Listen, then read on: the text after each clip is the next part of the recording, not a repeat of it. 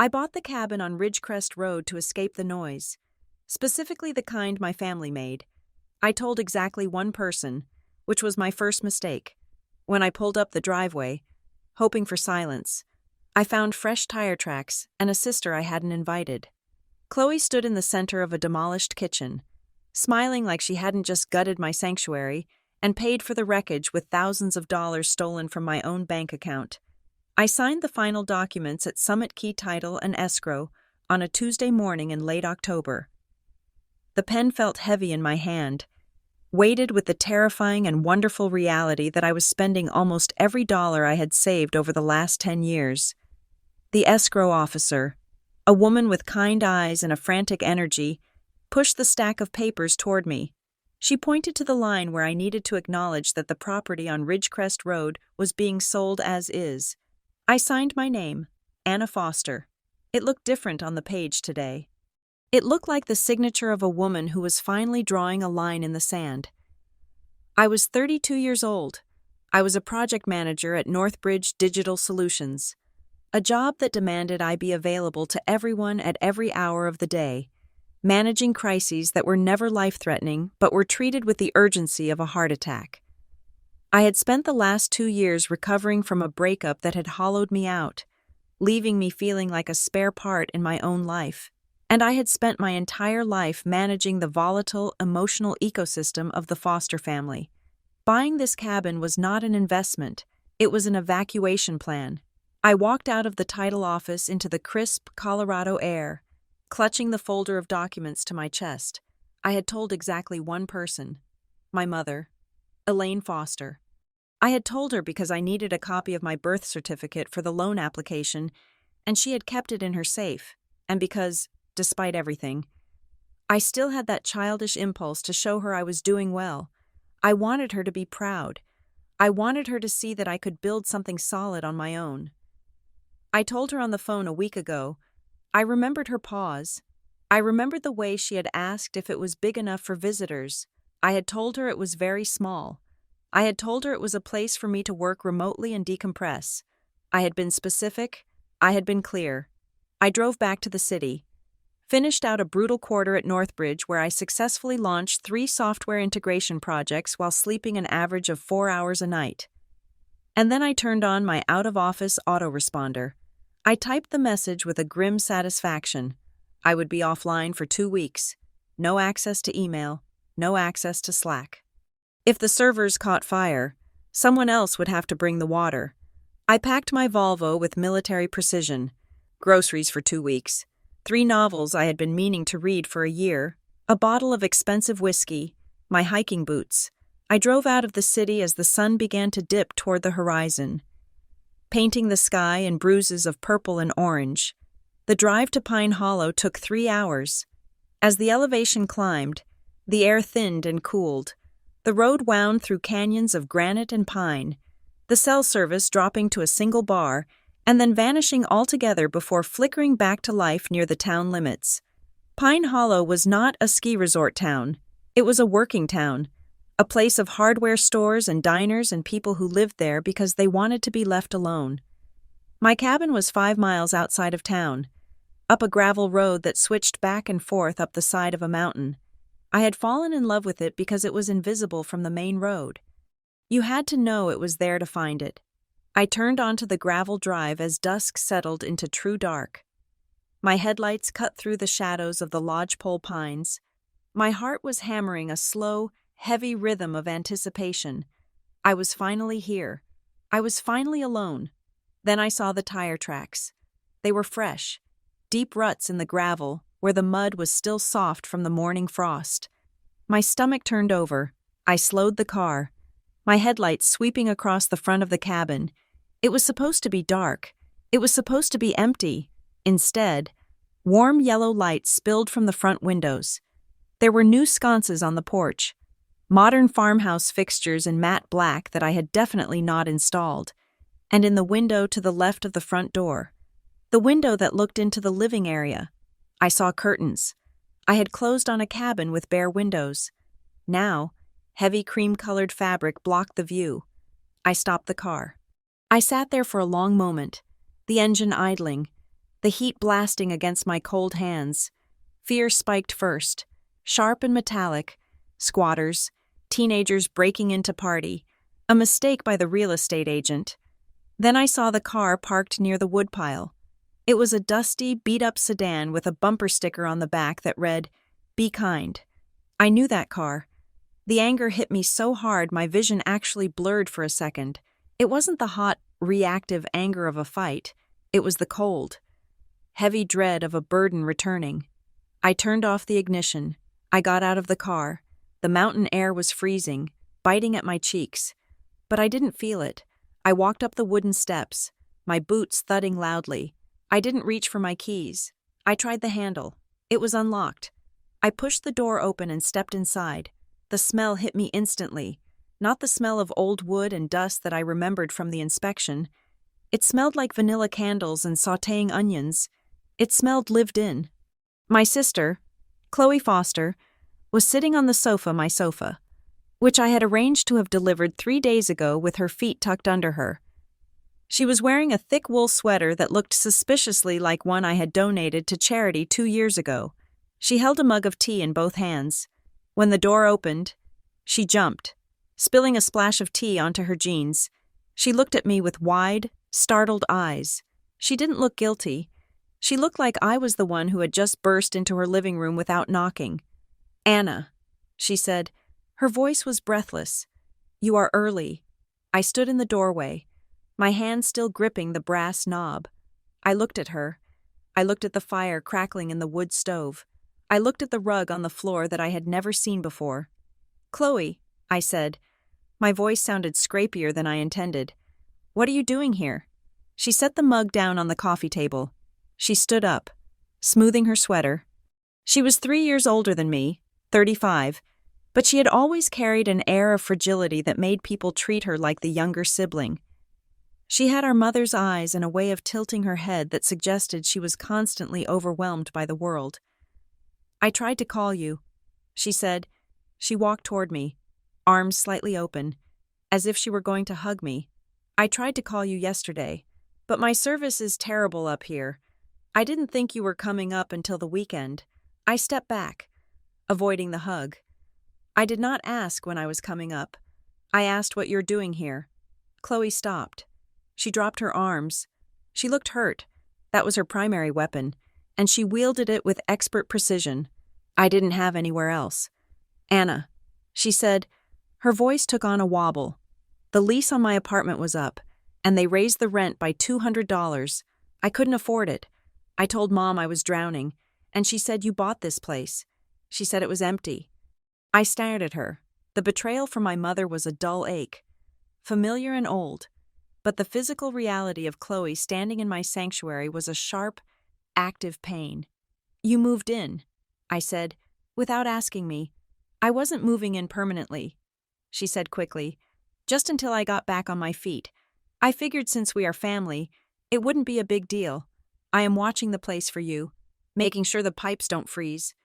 I looked past her, toward the back of the cabin where the small galley kitchen was located.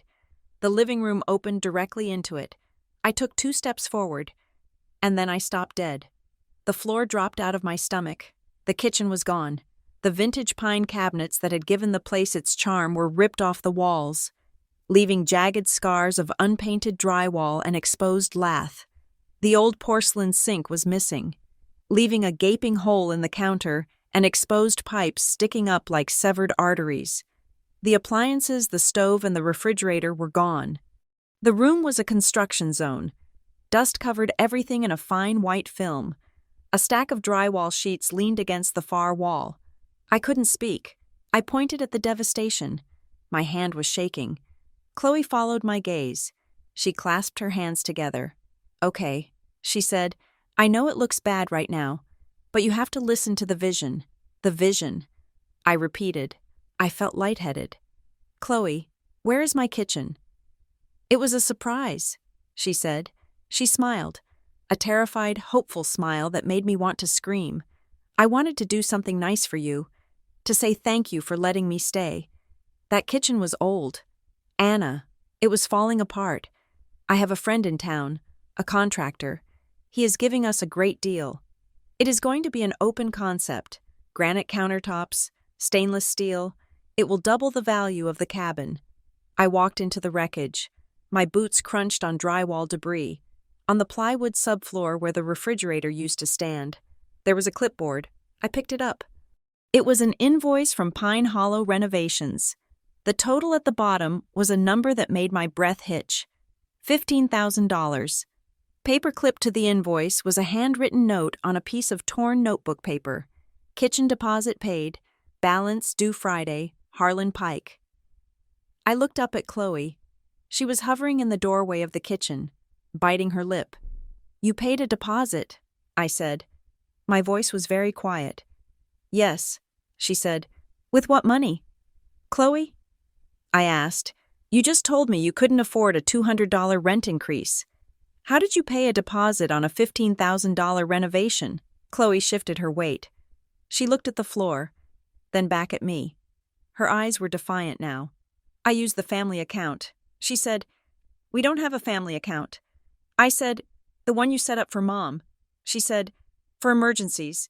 I called the bank and told them it was an emergency home repair. They authorized the transfer. Ice water flooded my veins. I did not have a family account for Mom.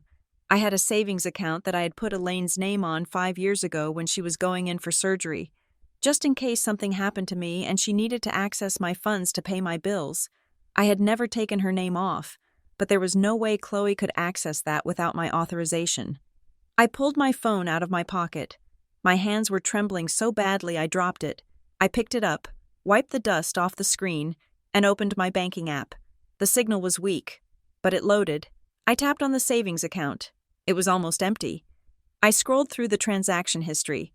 There were 4 transfers in the last 10 days. All of them were labeled PH Reno, but they weren't direct wire transfers.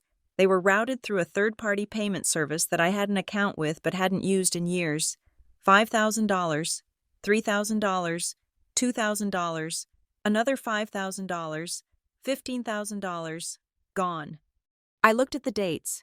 The first transfer happened 3 days after I told Mom I bought the cabin. I looked at Chloe. She wasn't looking at me anymore. She was picking at a loose thread on her sweater. "You stole $15,000 from me." I said, "I didn't steal it," she said. Her voice rose, shrill and defensive. "I invested it. It is going into your house. Anna, you are going to get it back when you sell. I am helping you." I walked out of the kitchen. I couldn't be near her. I needed air. But I couldn't leave. This was my house. I walked into the bedroom, the only bedroom. I pushed the door open. My bed was there, but it was covered in a floral comforter I had never seen. And the room was full of boxes, cardboard boxes stacked against the walls, labeled in black marker. Chloe, winter clothes. Chloe, books. Chloe, shoes. On the back of the bedroom door, there was a small brass hook. Hanging from it was a key. It had a piece of masking tape wrapped around the head with a capital letter C written on it. I stared at the key. The cabin had come with 2 keys. I had one on my ring. The other was in the lockbox I had hidden under the porch. The code known only to me. Someone had found the spare. Someone had taken it to a hardware store. Someone had made a copy. This wasn't a crash pad for a desperate sister. This was a move. I sat down on the edge of the bed. The floral comforter felt synthetic and scratchy. I closed my eyes and took a breath, trying to lower my heart rate. I needed to think like a project manager, assess the damage, identify the stakeholders, mitigate the risk. But I wasn't a project manager right now. I was a little sister who had just been robbed. I dialed my mother. She answered on the second ring. Elaine Foster always answered her phone, usually with a tone of mild anxiety. "Hello," she said. "Mom," I said. "Anna." "Oh, you made it. How is the drive?" She knew. I could hear it in the pitch of her voice. It was too bright, too casual. "You knew she was here." I said. There was a pause, a long, heavy silence that spanned the distance between Colorado and Ohio. "Anna, please," Elaine said. Her voice dropped to a whisper. Chloe was in a very bad place. She called me crying. She said she was going to be homeless. What was I supposed to do? "You were supposed to tell me," I said. You were supposed to ask me. This is my house, Mom. She is gutting my kitchen. She stole $15,000 from my savings account. She didn't steal it. Elaine said quickly. She told me about that. She said it is a loan. She is going to pay you back as soon as she gets her settlement from her old job. She is improving the property. She is trying to be helpful. Anna. She forged a transaction. I said, that is a felony. Do not use that word. Elaine hissed. She sounded panicked now. Anna, listen to me. Your sister is fragile right now. If you kick her out, if you call the police, it will destroy her. You know how she gets. She has been depressed. Please, just be calm. Can you just be calm for once? The phrase hit me like a physical slap. Just be calm. It was the mantra of my childhood. When Chloe threw a tantrum at Thanksgiving, just be calm. Anna, when my father forgot to pick me up from school because he was at the bar, just be calm. Anna, it meant absorb the pain so the rest of us don't have to deal with it. I am not going to be calm. I said, I am going to be the owner of this house. I hung up. I sat there for a minute, staring at the phone. I could hear Chloe moving around in the living room, the clink of a spoon against a mug, the sound of the television turning on. She was settling in. She thought the storm had passed.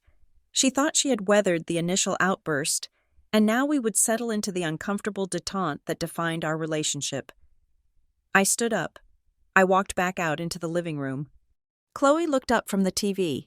She smiled tentatively. Did you talk to Mom? She asked. I didn't answer. I walked past her, grabbed my sleeping bag from the pile of gear I had dropped by the door, and picked up my car keys. Where are you going? Chloe asked. Her voice sharpened. Anna, you can't leave. We need to talk about the contractor. He is coming tomorrow. I opened the front door. The cold air rushed in. I am sleeping in my car. I said, what? Chloe stood up. Anna, don't be dramatic. There is plenty of room in the bed. We can share. Like when we were kids. I looked at her. I looked at the stranger she had become. Or maybe the stranger she had always been. I am not sharing a bed with the person who robbed me. I said. I walked out and slammed the door. I set up my sleeping bag in the back of the Volvo with the seats folded down. It was freezing. I put on my hat and gloves. I lay there in the dark, staring at the ceiling of the car, listening to the wind howl through the pines. I could see the light from the cabin window. My cabin. I didn't sleep. I lay there and let the anger harden. It cooled from a frantic heat into something solid and sharp. I had spent my life cleaning up messes. I had spent my life being the reliable one. That ended tonight. The sun came up over the ridge in a glory of pink light that I was too tired to appreciate. My back ached. My breath fogged in the car. I climbed out of the Volvo. The cabin was silent. Chloe was likely still asleep in my bed. I needed coffee. I needed a weapon. But mostly, I needed information. I was standing by the trunk of my car, trying to brush the wrinkles out of my jacket. When I heard gravel crunching, I looked up. A woman was walking a large golden retriever down the road. She was older, maybe 60, with short gray hair and a heavy Carhartt jacket. She stopped when she saw me. "Morning," she called out. "Morning," I said. She walked closer, the dog straining against the leash to sniff my boots. "You must be Anna," she said. I stiffened. "I am," I said. "How did you know?" "Your sister mentioned you might be coming up," she said. "I am Mara Dempsey. I live in the A-frame just down the bend. Nice to meet you," I said. Mara looked at the Volvo. She looked at my rumpled clothes. Then she looked at the cabin. She had a shrewd, intelligent face. She didn't miss much. "Camping out?" she asked. "Something like that." I said. "Well," Mara said. She scratched the dog behind the ears. "It is good you are here. Chloe is a sweet girl, but she has been having a time of it." "How long has she been here?" I asked. Mara tilted her head. "Oh, I would say about 3 weeks, maybe a little more. Saw her U-Haul come up right after the sold sign went down. 3 weeks. I had closed 10 days ago. Chloe had moved in before I even owned the paperwork. She has been busy." Mara continued. Noisy. 2. That contractor has been here at all hours, and the city inspector was by last Tuesday. Seemed pretty agitated. I hope everything is up to code. My blood ran cold. City inspector, I asked. Yeah, Mara said. The guy with the county seal on his truck. He was looking at the septic line. Anyway, I don't want to pry. Just wanted to say hello. If you need anything, I am right down the road. She gave me a wave and continued walking. I stood there, processing the data. 3 weeks, a U-Haul, a contractor, a city inspector. This wasn't a panicked crash landing. This was a planned occupation. I got back in my car. I didn't go into the cabin. I drove straight down the mountain into Pine Hollow. I found the Pine Hollow Community Bank on Main Street. It was a brick building with a fake clock tower. I walked in at 9 o'clock sharp. The moment they opened, I sat down at the desk of a personal banker named Sarah. I explained that I had unauthorized activity on my account, and I needed to stop all payments related to my property immediately. Sarah typed on her keyboard. Her face went blank. I see the transactions, she said. They are pending through the ACH system. I can put a stop payment on the future ones. Ms. Foster, but I see here that you have a linked disbursement profile set up for this renovation project. What I asked. A disbursement profile. She said, it is usually for construction loans. It authorizes the contractor to draw funds directly based on project milestones. It is set up under your main checking ledger. I didn't set that up. I said, Sarah turned the monitor so I could see. There, on the screen, was a digital form. It had my name, it had my social security number, and it had a digital signature that looked exactly like mine. It is linked to the Pine Hollow Renovations vendor ID. Sarah said, and there is a note here.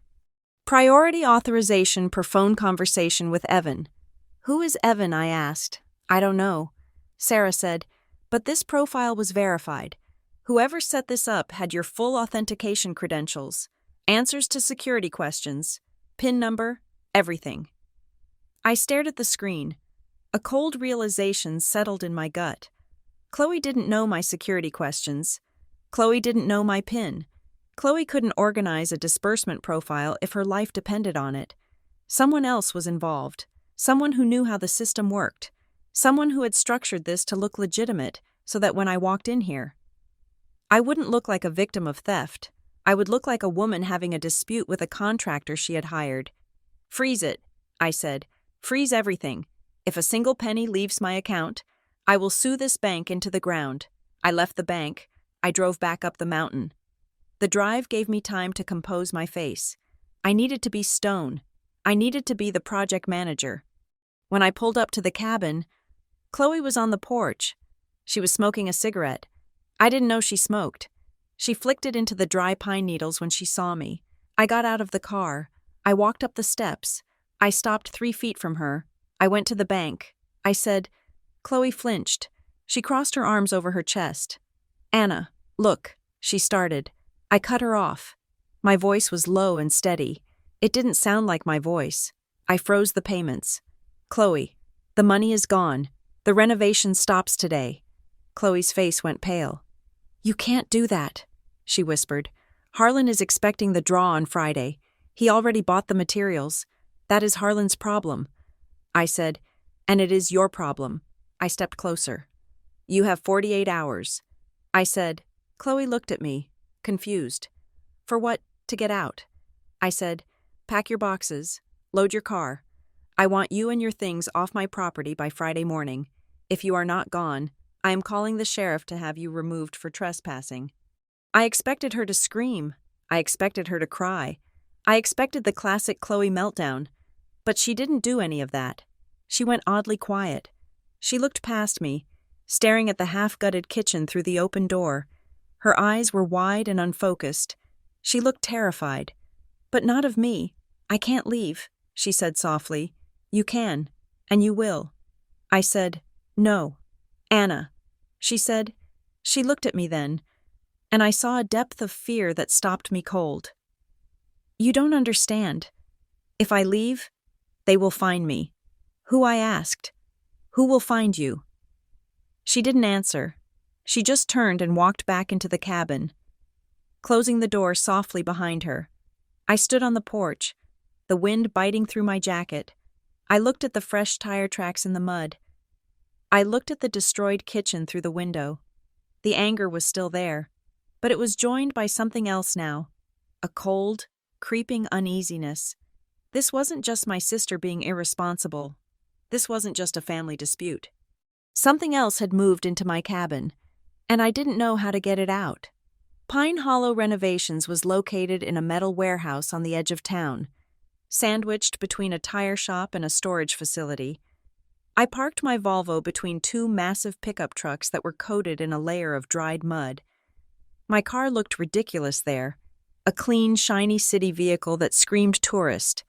I took a breath, smoothed the front of my jacket, and stepped out into the gravel lot.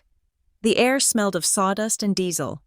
Inside, the shop was a cavernous space filled with stacks of lumber, boxes of tile, and the high-pitched whine of a table saw. I walked toward the office at the back, a glass-walled enclosure that looked like it hadn't been cleaned since the Reagan administration. A man was sitting behind a cluttered desk, shouting into a landline phone. He was broad-shouldered, wearing a flannel shirt with the sleeves rolled up to reveal forearms dusted with plaster. He had a thick beard and eyes that were sharp and assessing. This was Harlan Pike. He slammed the phone down as I opened the door. "Can I help you?" he asked. He didn't smile, but he didn't scowl either. He had the neutral, guarded expression of a man who spent his day dealing with supply chain shortages and demanding clients. "I am Anna Foster," I said. The name registered immediately. His eyebrows shot up, and he leaned back in his chair, the springs groaning under his weight. "Ms. Foster," he said, "you are the one who froze my payments. I am the owner of the property on Ridgecrest Road," I said, "and I didn't authorize any work on my kitchen." Harlan let out a short, dry laugh. He reached into a filing cabinet beside his desk and pulled out a thick manila folder. He tossed it onto the desk between us. "That is funny," he said, "because I have a signed contract right here that says you did." He opened the folder and spun it around so I could see. It was a standard renovation contract. Scope of work: demolition, cabinet installation, appliance fitting, electrical upgrade. Total cost $42,000. My eyes scanned down to the bottom of the page. There was a signature, Anna Foster. I stared at it. The room seemed to tilt slightly. It looked like my signature. The loop of the A was correct. The sharp cross of the F was there. But it wasn't right. It was too precise, too deliberate. When I sign things, especially multiple documents at a closing, my hand moves fast. There is a fluidity to it, a slight messiness born of impatience. This signature looked like it had been drawn, not written. "I didn't sign this," I said. Harlan watched me. He picked up a pen and tapped it against the desk. "Look, Ms. Foster," he said, "I am a reasonable man. I run a local business. My reputation is everything in this town. Your sister came to me with this paperwork. She had a deposit check from an account with your name on it. She had keys to the property. She told me you were a silent partner and that you were busy in the city, so she was handling the project management." He paused, his eyes narrowing. "Now, if you and your sister are having a domestic dispute, that is between you two. But I have already bought $12,000 worth of custom cabinetry that is sitting in my warehouse. I have paid my crew for the demo. I am not going to be left holding the bag because you two can't communicate." I looked at the date next to the signature. October 15th.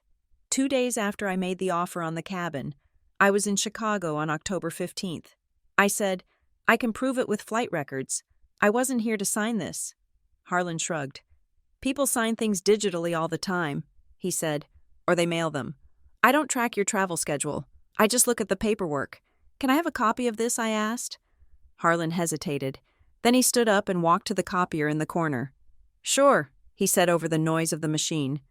"But you need to unfreeze those funds, Ms. Foster, or I'm going to have to file a mechanic's lien on the property, and once I do that, things get ugly and expensive for everyone." He handed me the copy. The paper was warm. I took it and walked out. I sat in my car for a long time, staring at the forged signature.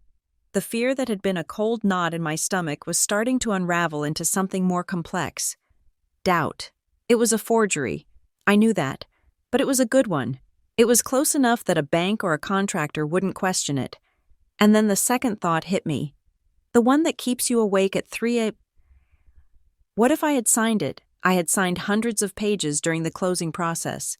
Most of them were digital packets sent via email. Click to sign. Click to initial. Had there been a renovation addendum buried in the title work? Had I been so exhausted from work that I clicked through a document granting permissions I didn't understand? No, that was impossible. Summit Key Title wouldn't slip a contractor agreement into a closing packet. This was intentional. Someone had studied my handwriting. Someone had practiced. I needed a lawyer. I found Wren and Calder Legal Group on the second floor of a restored Victorian house on Main Street. It was the kind of office that smelled of lemon polish and old books, a stark contrast to the sawdust and aggression of Harlan Pike's shop. Jordan Wren was younger than I expected, maybe my age, with sharp features and a calm, deliberate manner of speaking. She listened to me for 20 minutes without interrupting, taking notes on a yellow legal pad. When I finished, she set her pen down. "Okay," she said, "here is the reality. You are in a vulnerable position." How I asked. "It is my house." She forged my signature. Possession is 9/10 of the law, and in tenancy cases, it is about 99%. Jordan said, "Your sister has been living there for weeks. She has established residency. She has utility bills, or at least mail going there. In the eyes of the law, she is a tenant, even if she never paid rent. If you change the locks or throw her stuff out, you are performing an illegal eviction. She could sue you, and she would win." I felt the blood rush to my face. "So I am helpless," I asked. "She can just destroy my house and I have to let her—" "No," Jordan said. "We are going to get her out, but we have to do it the right way. The boring way." She leaned forward. "First, we document everything. You need to take photos of the damage. We file a formal demand for her to vacate based on the unauthorized alterations to the property. That is a breach of any implied lease. Second, we notify the bank and the contractor in writing that the signature is disputed and the work is unauthorized. That stops the bleeding." She looked me in the eye. "But Anna, you have to control your temper. No screaming matches. No throwing her clothes on the lawn. If the police get called for a domestic disturbance, it muddies the water. We need you to be the rational property owner dealing with a rogue occupant. Can you do that?" I thought about Chloe's face when she said, "If I leave, they will find me. I can do it." I said, "Good," Jordan said. "I will draft the letters today." I drove back to the cabin with a plan. Strategy, execution. I was a project manager. I could handle this. When I walked inside, the cabin was quiet. Chloe was sitting at the small dining table, staring at her phone. She looked small. The bravado from yesterday was gone, replaced by a slump of exhaustion. She looked up when I entered. She didn't say anything. I took off my jacket and hung it up. I walked over to the table and sat down opposite her. I didn't yell. I didn't ask about the money. "Tell me what happened." "Chloe," I said. She blinked, surprised by the softness in my voice. "What do you mean?" she asked. "I mean, how did you get here?" I asked. "The truth. You said you lost your lease, but people don't just lose their lease and then accidentally start a $40,000 renovation on a house they don't own." Chloe put her phone down. She rubbed her face with both hands. "I lost my job at Briarstone Aesthetics 6 months ago," she said. Her voice was muffled behind her hands. 6 months, I said. "You told Mom you were just on a sabbatical." I lied. Chloe said. She dropped her hands. "They fired me. Anna, they said I was padding my expense reports. I wasn't. I just wasn't good at keeping receipts. But they let me go. I didn't want to tell anyone. I thought I could fix it." She looked out the window at the pine trees. "I have been couch surfing for months," she said. "Staying with friends. Sleeping in my car a few nights. I ran out of money. When Mom told me you bought this place, it felt like a lifeline. I thought I could come here, fix it up, and flip the value." I thought if I could present you with a finished, beautiful kitchen, you would be happy. And maybe you would give me a cut of the equity increase, a commission. Just enough to get me started again. It was such a Chloe plan. Magical thinking wrapped in desperation. And the money I asked. The deposit I was going to pay it back. She said quickly, I have a deal working. I am supposed to close it next week. It is a sales commission from a freelance gig. I was going to put the money back before you even noticed it was gone. I looked at her. I wanted to believe her. I wanted to believe that this was just incompetence and bad luck. But the signature on Harlan's desk wasn't incompetence. It was fraud. I stood up. I need some water. I said. I walked to the counter. There was a stack of mail sitting there, pushed against the wall. I hadn't noticed it before because of the construction debris. I picked it up. Most of it was junk mail addressed to current resident. But near the bottom, there was a thick envelope from a credit card company. It wasn't addressed to Chloe Foster. It was addressed to Chloe Lane. And underneath that was a notification slip from Pine Hollow Parcel and Post, Box 404. Payment due, Chloe Lane. I asked. I turned around. Holding the envelope up, Chloe moved fast, faster than I expected. She was out of her chair and across the room in 2 seconds. She snatched the envelope out of my hand. Crumpling it against her chest, "Give that to me," she snapped. "Why do you have mail under a fake name?" I asked. "It is not a fake name," she said. Her breathing was shallow. "It is a stage name. For my freelance work, I keep my business mail separate. You are a sales rep for aesthetic supplies." I said, "You don't need a stage name. It is none of your business." "Anna," she said. She backed away from me, clutching the mail like it was a shield. "Just leave it alone." She retreated into the bathroom and locked the door. I heard the water turn on in the sink, running loud and fast. I stood in the kitchen, my heart rate climbing again. Chloe Lane. She wasn't just hiding from a landlord. You don't create an alias for a rental dispute. I walked over to the thermostat on the wall. It felt colder in the cabin than it should have been.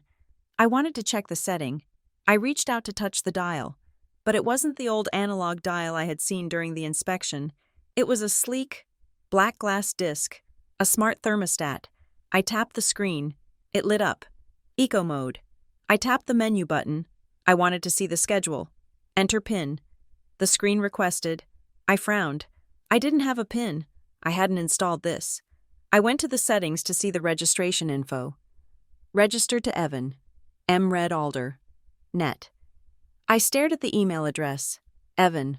I walked to the window. I looked out at the porch, above the door. The new light fixture had a small black lens embedded in the base. A camera.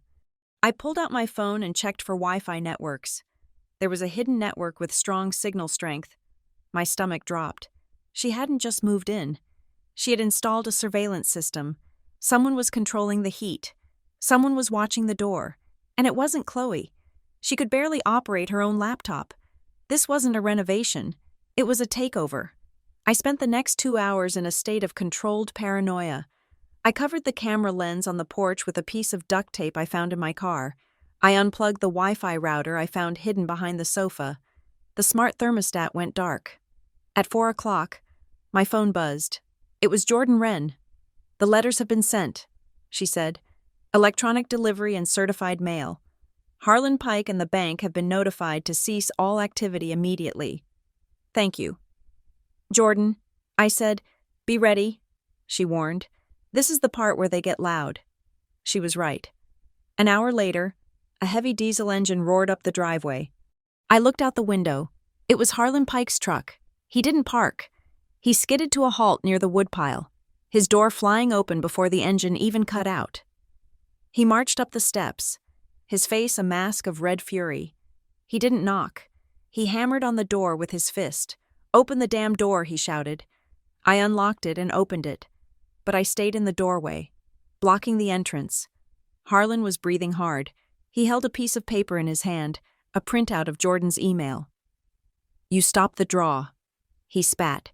"The supply house just called me. They canceled the lumber delivery for tomorrow because the credit card on file was declined. You froze the account. I told you I would." I said. My voice was steady. But my knees were shaking. That contract is invalid. Harlan, invalid, he laughed. A harsh barking sound. Lady, I have 10 grand in materials sitting on a truck that I can't return. I have a crew scheduled for Monday. You think you can just wave a lawyer at me and I will disappear? I am filing a lien on this place tomorrow morning. You won't be able to sell it, refinance it, or even insure it until I get paid. File it, I said, and my lawyer will file a counterclaim for fraud and damage to property.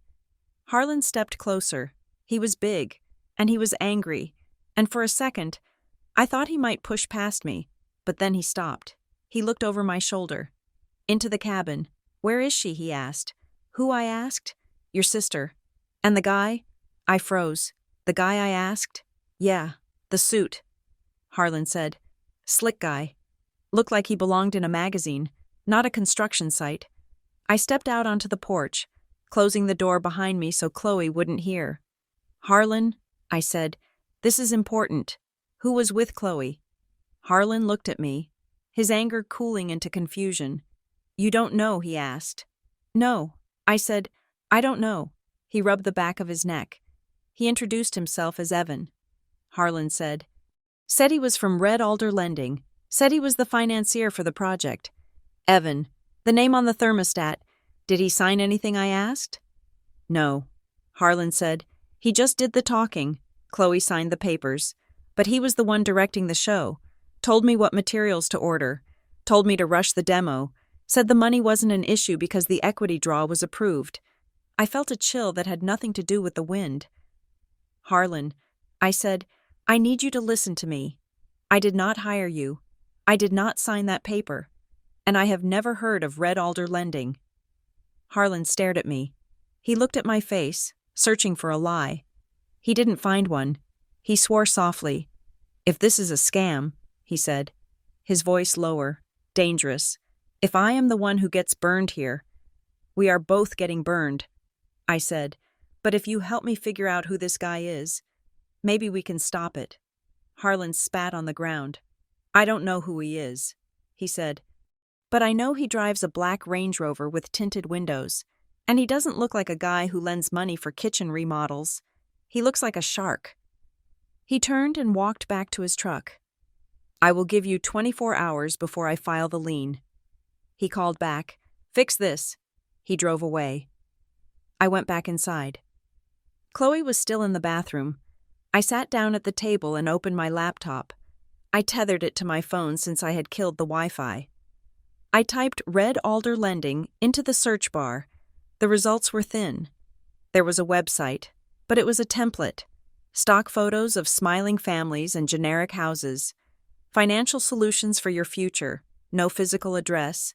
No team page. No history. I called the phone number listed on the contact page. We are sorry. The number you have dialed is not in service. I searched the business registry for the state of Colorado. Red Alder Lending, LLC, incorporated 3 months ago. Registered agent, a generic legal service in Delaware. It was a ghost. A shell company, but they had access to my bank account. They had authorized transfers. They had installed a camera. This wasn't a lending company. It was a predator, and they were using my cabin as the bait. Night fell. The cabin was dark, illuminated only by the fire I had built in the wood stove. The silence was heavy, filled with the unspoken things between my sister and me. Around 10 o'clock, I heard the back door open. I was in the bedroom, pretending to read. I set my book down and crept to the door.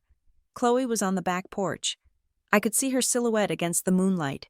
She was holding her phone to her ear. She was whispering, but the mountain air carried her voice clearly. I told you she's here now. Chloe hissed. I can't do that. No, stop saying that. I am trying. Evan. But she froze the account. She has a lawyer. I can't make her sign it if she won't listen to me. She paused, listening to the voice on the other end.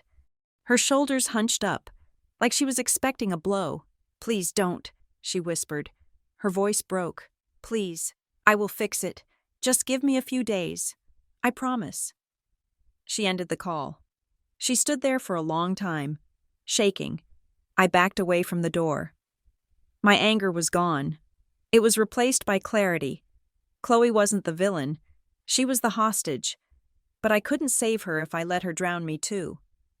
I waited until she came back inside. She looked startled to see me standing in the living room. "Who was that?" I asked. "No one," she said automatically. "Just a friend." I walked over to her. I didn't crowd her. I just stood there, solid and unmoving. "Chloe," I said, "I heard you. I know about Evan. I know about Red Alder." Her face crumbled. The mask of defiance slipped off, leaving only terrified exhaustion. "Anna," she whispered, "you have to sign the draw request. If you don't release the money to Harlan, Evan gets angry. Let him get angry." I said, "You don't understand," she said. She grabbed my arm. Her fingers dug in. "He isn't a bank. Anna, he isn't. He is dangerous. I owe him money. A lot of money. He said if I got this renovation done, he would forgive the debt. He said the equity would cover it." She was crying now, silent tears tracking through the dust on her face. I pulled her hand off my arm. "We are going to fix this," I said, "but we are going to do it my way." I pointed to the table. "I want the key," I said, "the one you copied, and I want every single piece of paper you signed, every contract, every loan document, everything in that folder you are hiding." Chloe hesitated. She looked at the door, as if expecting Evan to walk through it. "He will know," she said. "I don't care." I said, "Give them to me, or you leave tonight. And if you leave tonight, you are on your own with him." It was cruel. I knew it was cruel. But I had to be the wall she couldn't break down. Chloe sniffled. She walked to her pile of boxes. She dug through a crate of clothes and pulled out a thick blue folder. She brought it to me, along with the key on the brass hook. She put them on the table. "Thank you," I said. "You can stay 2 more nights, but only if you do exactly what I say." I opened the folder. I saw the copy of the renovation contract. I saw the bank transfer receipts. I saw a printout of my credit report which made my blood boil. But I was looking for one thing specifically.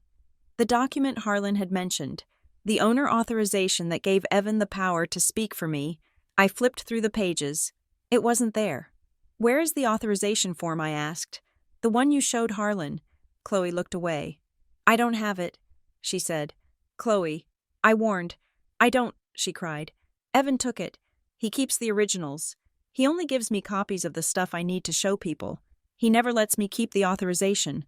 "Why?" I asked. "Because," she said, her voice dropping to a whisper, "because that is the one that links him to you." I looked at the folder. It was a trail of breadcrumbs leading nowhere. Without that authorization form, I couldn't prove who Evan was. I couldn't prove he was impersonating me. I closed the folder. "Okay," I said. "Go to bed." "Chloe." She went to the bedroom. I stayed in the living room. I sat in the dark, watching the fire die down. I had the key. I had the documents. But I didn't have the truth. And somewhere out there, a man named Evan was waiting for his money, and he knew exactly where we were. The Pine Hollow Sheriff's Office smelled of floor wax and stale coffee. It was a sensory combination that usually signaled safety. But today it smelled like bureaucracy and indifference. I sat in a hard plastic chair next to Jordan Wren, my hands clasped so tightly in my lap that my knuckles were white. Across the desk, Deputy Riley Knapp typed slowly on a keyboard that looked older than I was. He was a young man with a buzz cut and a look of polite exhaustion etched into his features. He stopped typing and looked at me, then at Jordan. "So, let me get this straight," he said. He leaned back, the chair creaking. "You are saying your sister, who has a key to the property, hired a contractor to do work you did not authorize. She stole a key." I corrected him. "She made a copy without my permission, and she forged my signature on a $42,000 contract. And she, or someone working with her, accessed my bank account to transfer $15,000. Deputy Knapp nodded slowly. He picked up a pen and tapped it against his notepad. "Ms. Foster, I understand you are upset," he said. "And if there is fraud involved, we will certainly take a report. But from where I'm sitting, this looks a lot like a civil dispute. You have a family member staying in the home. You have a contractor who says he has paperwork. We see this kind of thing a lot when inheritances or family properties get messy. It is not an inheritance, I said. My voice was sharp. I bought it. With my own money. 2 weeks ago. Right. Knapp said. But your sister is there. You haven't evicted her. I am trying to. I said, that is why I'm here. Knapp sighed. He looked at Jordan. Counselor, you know how this goes, he said. If I go out there and arrest a woman for remodeling her sister's kitchen, the district attorney is going to laugh the case out of court before lunch. Unless you have definitive proof that she isn't authorized to be there, like a restraining order or a lease violation that has gone through the courts, it is a he said, she said situation. Jordan leaned forward. She was calm, professional, and terrifyingly precise. Deputy, we are filing a report for identity theft and wire fraud. Jordan said, we are not asking you to evict Chloe Foster today. We are establishing a record that a crime has been committed. We have a bank disbursement profile opened with stolen credentials. We have a forged signature. We need a case number so we can escalate this with the State Fraud Division. Knapp held her gaze for a moment, then shrugged. Fine, he said. I will file the report. But I am telling you, 9 times out of 10. These things resolve when everyone cools down. It is a family dispute. He handed me a slip of paper with a case number on it. I took it. It felt like nothing. It felt like a piece of paper that would get filed in a drawer and forgotten while my life was dismantled by a stranger named Evan. I walked out of the station into the bright, cold sunlight of Pine Hollow. I felt small. I felt like the hysterical woman the deputy clearly thought I was. That went about as well as expected, Jordan said, adjusting her scarf. He didn't believe me. I said, he doesn't have to believe you yet, Jordan said. He just has to document it. Now we go to the next step. We follow the paper trail. I parted ways with Jordan and drove to Summit Key Title and Escrow. I needed to understand how I had missed this. How had a renovation loan been processed? Invoices mailed, and permits pulled without me seeing a single piece of paper. The escrow officer, the same kind woman from closing, looked horrified when I explained the situation. She pulled up my file on her computer. I don't see anything unusual in the closing documents. Anna, she said, but let me check the post-closing correspondence log. She clicked a few times, then frowned. Here, she said. She pointed to the screen. 3 days after closing, a request was filed to update the mailing address for all property-related notices. I leaned in. Change of address request. Forwarded to P.O. Box, 404 Pine Hollow, Colorado. I didn't file that. I said, it was submitted through our portal. She said, it requires a login. I stared at the screen. Someone had my login, or someone had created one before I even knew I needed it. I left the title company and drove straight to Pine Hollow Parcel and Post. It was a small storefront next to the bakery, lined with brass mailboxes. I walked up to the counter. The clerk was a teenager with headphones around his neck. I need information on Box 404, I said. Can't give that out, he said, popping a bubble of gum. Privacy rules. I am the owner of the property associated with the mail going to that box, I said. I slammed my hand on the counter. It wasn't my project manager hand. It was my desperate sister hand. The kid jumped. He looked at me, then typed something into his computer. Look, lady, I don't know what to tell you, he said. The box is paid for in cash. 6 months up front. Who opened it? I asked. He turned the screen slightly. Chloe Lane. He read. I closed my eyes. Chloe Lane. My sister's stage name. Her alias. She had come to this town, rented a mailbox under a fake name, and paid cash. This wasn't an impulse. This was infrastructure. I walked back to my car. My stomach was churning.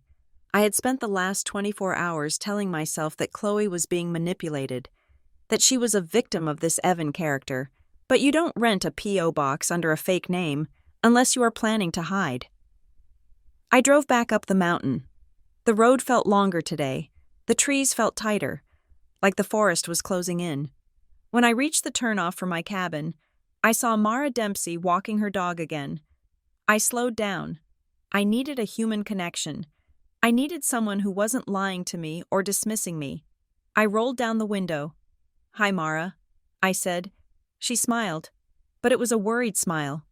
"Hey, Anna," she said. "How is it going up there?" "It is complicated," I said. Mara stepped closer to the car. She looked around, as if checking to see if anyone was listening. "I hesitated to tell you this yesterday," she said, "because I don't like to gossip. But I have been thinking about it, and I think you should know." What I asked. "A few nights ago, before you got here, I was walking Buster late," Mara said. "Maybe midnight. I saw your sister's car parked down at the trailhead. Not at the cabin, at the trailhead." "Okay," I said. I walked past. Mara continued. "She was inside. The interior light was on. She was crying. Sobbing. And she was shaking. She looked terrified. She was gripping the steering wheel like she was trying to rip it off." "Did you talk to her?" I asked. "I knocked on the glass," Mara said. "She jumped a mile. She rolled the window down just a crack. I asked if she was okay. She said, 'I can't go back there.'" "Back where I asked." "The cabin, I assume so," Mara said. But then her phone rang. She looked at the screen, and her face just went white. She hung up on me, rolled the window up, and drove off, tearing up the gravel. Mara put her hand on my doorframe. "I don't know what she has gotten herself into," Mara said, "but that girl isn't just a squatter. She is in trouble." I thanked Mara and drove the rest of the way to the cabin. The image of Chloe shaking in her car, saying I can't go back there, stuck in my mind. It complicated the anger. It mixed the rage with a sick, heavy dread. I parked the car. The cabin was quiet. Chloe's car was there. I went inside. Chloe was in the bedroom with the door closed. I didn't disturb her. I needed to investigate the physical evidence before I tackled the emotional mess. I went to the kitchen. I stood in the center of the demolition. The cabinets were gone. The drywall was cut. But what about the rest? I remembered the invoice Harlan had shown me. $42,000. You don't spend $42,000 on cabinets and a sink. Not in a cabin this size. I started looking for paperwork. Harlan had said he had materials on order. I pulled the refrigerator away from the wall. It was the only appliance left, unplugged and shoved into a corner. Taped to the back of the fridge, hidden from view unless you moved the unit, was a plastic sleeve. Inside were more papers. I pulled them out. These were different invoices. They were on Pine Hollow Renovations letterhead, but the descriptions were different. Invoice 104 Foundation Reinforcement, South Wall, $12,000. Invoice 105 Utility Reroute and Electrical Panel Upgrade, $8,000.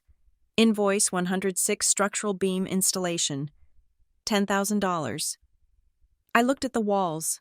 I looked at the floor. There was no foundation work. I had walked the perimeter of the house this morning. The dirt was undisturbed. There were no new beams. The electrical panel was the same gray box from 1990. This wasn't a renovation.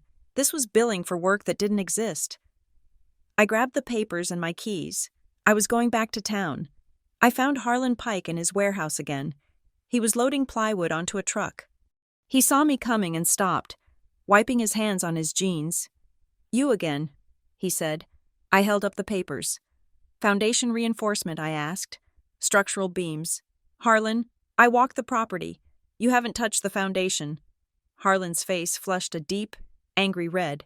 He looked around the warehouse, then grabbed my arm and pulled me into his office, slamming the door. "Keep your voice down," he hissed. "You are billing for phantom work." I said, "That is fraud." "Harlan, that is jail time." "I didn't write those descriptions," Harlan shouted. He paced the small room, running his hands through his beard. "It was Evan. He told me to structure the invoices that way." Why, I asked. "Because the lender required it for the draw schedule," Harlan said. "Evan said Red Alder only releases funds for structural improvements, not cosmetic ones," he said. "Bill it as foundation work, and we will use the money for the kitchen materials and labor." He said it was just paperwork, just how the game is played. "And you believed him?" I asked. "He had the money." Anna Harlan said, "He paid the deposit. He approved the first draw. I am a contractor, not a banker. I just wanted the job. Harlan slumped into his chair. He looked defeated, and now I am on the hook for materials I ordered through Granite Peak Supply. He said, $10,000 in lumber and high-end fixtures. If I don't pay them, they cut off my credit line. I go out of business. Granite Peak Supply. I repeated, yeah. Harlan said, that is who Evan told me to use. Said they were a preferred vendor for red alder. Said I would get a discount. I looked at the invoices again. Materials to be sourced via Granite Peak Supply. I left Harlan sitting in his office and called Granite Peak Supply from my car. A man answered, Granite Peak, this is Anna Foster. I said, I am calling about the order for the Ridgecrest Road project. There was a pause. The sound of typing. Ridgecrest. The man said, yeah, that account is flagged. Flagged for what I asked. Irregularities, he said. Who are you? I am the owner, I said. What kind of irregularities? Look, lady, I don't know what you guys are running up there. The man said, but we have had 4 orders placed and canceled in the last week. Big orders, lumber, copper piping, and 1 partial shipment that went out last Tuesday. The driver said he dropped it off, but our inventory audit shows it never left the yard. My mind raced. Orders placed and canceled. Shipments that never happened but were billed. It was inventory fraud. They were creating a paper trail of expensive materials changing hands to justify the loan disbursements. But no materials were actually moving. The money was leaving the bank, going to the supplier, and then vanishing. It wasn't just a scam on me. It was a wash trading scheme. I hung up. I stared at the dashboard. Harlan was being used to generate the invoices. Granite Peak or someone inside it was validating the supply chain. And Evan was sitting in the middle, collecting the cash, and my sister was the face of the operation. I drove back to the cabin. The sun was setting, casting long, dark shadows across the road. When I walked in, Chloe was in the kitchen, trying to sweep up the drywall dust with a worn-out broom. She looked pathetic. She looked like a child trying to clean up a disaster she didn't understand. Chloe, I said. She stopped sweeping. She didn't look up. Sit down, I said. She sat at the table. I know about the foundation work. I said. I know about the fake invoices. I know about Granite Peak Supply. Chloe flinched with each sentence. I need you to tell me exactly how you met Evan. I said, no more lies, no more business networking. Where did you meet him? Chloe took a breath. She picked at her cuticles. The Juniper Hearth Lodge, she said quietly. The resort I asked. It was a high-end place on the other side of the valley. $500 a night. I was there for a mixer, Chloe said. I wasn't staying there. I just went to the bar. I was trying to meet people, trying to find a new job. I was wearing my best suit. I was pretending I was still successful. She looked up at me. Her eyes were wet. Evan bought me a drink. He was charming. He asked me what I did. I told him I was in real estate. I lied. Anna, I wanted to sound important. I told him I had a family property I was developing. I closed my eyes. God, Chloe, he seemed so interested. She said, he gave me his card. Red Alder Lending. He said they specialized in asset-based bridge financing.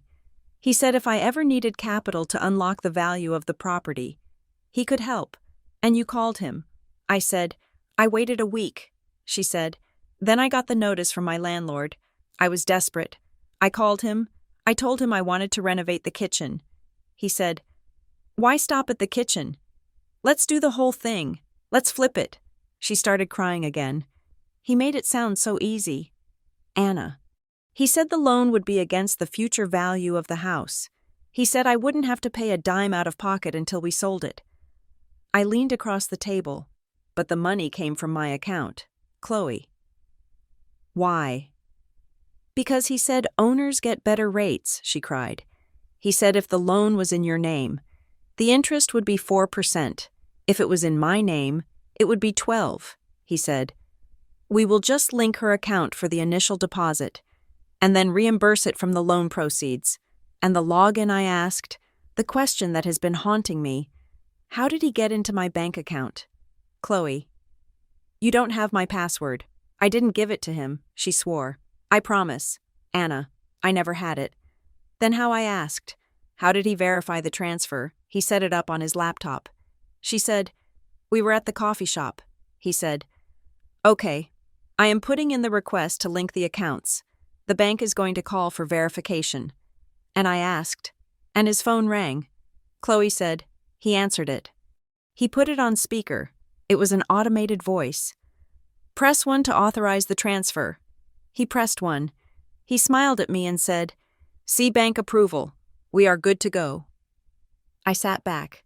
My blood ran cold. His phone rang. The bank called his phone. Not mine. I stood up. I walked to the window. I looked out at the dark forest. I needed Jordan Wren. I called her on speakerphone. Jordan. I said, I am with Chloe. She says when the transfer was authorized, the bank called Evan's phone, not mine. There was silence on the line for a moment, then the sound of Jordan typing furiously. Anna. Jordan said, Check your bank profile settings again. Not the login, the contact info. I opened the app on my phone. I went to the profile section. Mobile number 55501928834. That is not my number. I said. Jordan let out a breath. It is a poured-out scam, or a database update, Jordan said. Someone didn't just guess your password. They contacted the bank or a data aggregator the bank uses and updated your contact information before they initiated the transfer. They diverted the two-factor authentication to their own device. But how, I asked, how do they have enough info on me to do that? They have everything. Anna, Jordan said, if Chloe gave them the property address and your name, they could find your social security number on the dark web for $5, or what I asked, or they have someone on the inside. Jordan said, someone at the bank, or someone at the title company. I looked at Chloe. She was staring at me, her face pale. Jordan, I said, this isn't just about the kitchen anymore. No, Jordan said, it is a sophisticated financial crime ring, and your cabin is the laundromat. They are washing money through fake renovation loans. I hung up. I looked at my sister. She looked broken. She looked like the little girl who used to hide in the closet when our parents fought. I felt the old instinct rise up, the instinct to fix it, to tell her it would be okay, to pay the $15,000, fire Harlan, and sweep this under the rug so Mom wouldn't have to know, so the family name wouldn't be dragged through the mud. It would be so easy to settle, to be the responsible one. But then I looked at the kitchen, my dream, my escape. It was destroyed, and I realized that if I fixed this for Chloe, I would be doing exactly what I had done my whole life. I would be absorbing the damage. I would be letting the chaos win. No. I walked over to the table. I sat down. Chloe, I said. She looked up. We are not going to pay them, I said, and we are not going to hide. What are we going to do? She whispered. I opened my laptop. I pulled up the spreadsheet I used for project management. I started a new tab. Target Red Alder Lending. We are going to trap them. I said. I looked at Chloe. You are going to call Evan, I said. You are going to tell him I am calming down. You are going to tell him I am ready to sign the authorization for the next draw. Chloe's eyes went wide. I can't, she said. He is scary. Anna, I am scarier. I said. I wasn't sure if it was true. But in that moment, in the wreckage of my home, with the cold mountain wind rattling the windows, I decided it had to be. I was done being the victim. I was done being the sister who cleaned up. I was the project manager, and I was going to manage this project until it burned to the ground. The office of Denise Hart, the compliance officer at Pine Hollow Community Bank, was a windowless room on the second floor that smelled faintly of toner and hand sanitizer. It was a room designed for bad news. There were no pictures of family on the desk, only stacks of files and a computer monitor that hummed with a low, menacing frequency. I sat in a chair that offered no comfort, my hands resting on my knees. I was trying to project the image of the project manager, the competent professional who could handle a crisis, but under the fluorescent lights, I felt like a fraud. I felt like a woman who had let her own life be picked apart by vultures. Denise typed something on her keyboard, her eyes scanning the screen behind rimless glasses. She was a woman in her 50s, precise and unsmiling, with the kind of stillness that made you want to confess to crimes you hadn't committed. "Ms. Foster," she said. Her voice was dry, like rustling paper. "I have reviewed the access logs for your account, and I asked, on October 22nd at 2 in the afternoon, our customer service center received a call." She said, "The caller identified herself as you. She stated that she had lost her phone and needed to update the contact number on the profile to authorize a pending transfer. I was in a meeting at Northbridge on October 22nd. I said, I have witnesses. I have Outlook calendar invites." "I don't doubt that," Denise said. However, the caller successfully answered 3 security questions. She turned the monitor so I could see the log. Question 1. Mother's maiden name. Answer Miller. Correct. Question 2. Name of first pet. Answer Barnaby. Correct. Question 3. Make of first car. Answer Honda. Correct. I stared at the screen. The air left the room. Barnaby. My golden retriever who died when I was 12. These weren't questions you could find on a credit report. You couldn't buy this information on the dark web for $5. This was intimate data. This was the geography of my childhood. "Someone knows me," I whispered. Denise turned the monitor back. "It suggests the fraudster has access to your personal history," she said, "or is working with someone who does." She let the implication hang in the air. She didn't say your sister, but the words were screaming in the silence between us. Chloe knew about Barnaby. Chloe knew about the Honda. But Chloe swore she didn't do this, and for the first time, looking at the cold precision of the bank's log, I wondered if I was a fool for believing her. Denise folded her hands on the desk. "Here's the situation. Ms. Foster," she said, "the bank carries insurance for fraud. If we can prove that your identity was stolen by a third party and that reasonable security measures were bypassed, we may be able to reimburse the unauthorized transfers." I felt a surge of hope. "Okay," I said, "so what do I need to do?" "You need to maintain a clear line of victimhood," Denise said. "What does that mean?" I asked. "It means you cannot enter into any private repayment agreements with the perpetrator," Denise said. "If you make a side deal with your sister, if you agree to let her pay you back over time, or if you accept partial restitution, the bank considers that a civil settlement. It becomes a loan between family members, and we do not insure bad personal loans." She leaned forward. "If you want the bank's money, Ms. Foster, you have to treat this as a crime. You have to file the police report naming Chloe Foster as a suspect or a co-conspirator. You have to be willing to testify. You cannot muddy the case with mercy." I looked at her. The choice was laid out on the laminate desk like a dissection. I could have my money back. I could restore my savings. I could save the cabin, but the price was destroying my sister. Not just yelling at her, not just kicking her out, but putting her name on a criminal indictment that would follow her for the rest of her life. I thought about Chloe crying in her truck. I thought about her terrified whispering on the porch. "I can't just put her in jail." I said, "She is being manipulated. There is a man involved." "Then you need to give us the man," Denise said. "But until you do, the money stays gone. And if you protect her, you are paying for her crime." I walked out of the bank into the blinding afternoon sun. My head was pounding.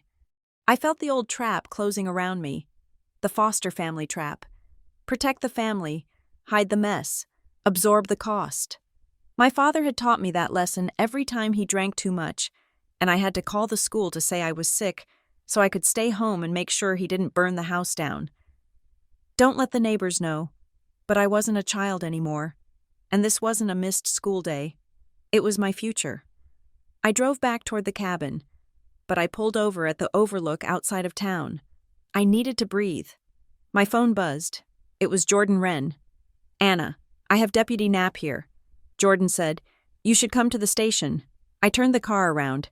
Deputy Knapp looked more awake today. He had a map spread out on his desk, marked with red pins. We ran the name Evan through the state database. Knapp said as I sat down. Nothing came up for a financial officer or a licensed lender. But we got a hit on the description. He pointed to a pin in the next county. Summit County Sheriff took a report 3 months ago, Knapp said. An elderly couple in Breckenridge. They hired a consultant to help them leverage their equity for a remodel. Guy called himself Eric, drove a black Range Rover, smooth talker. He got them to sign a power of attorney for the project management. What happened, I asked.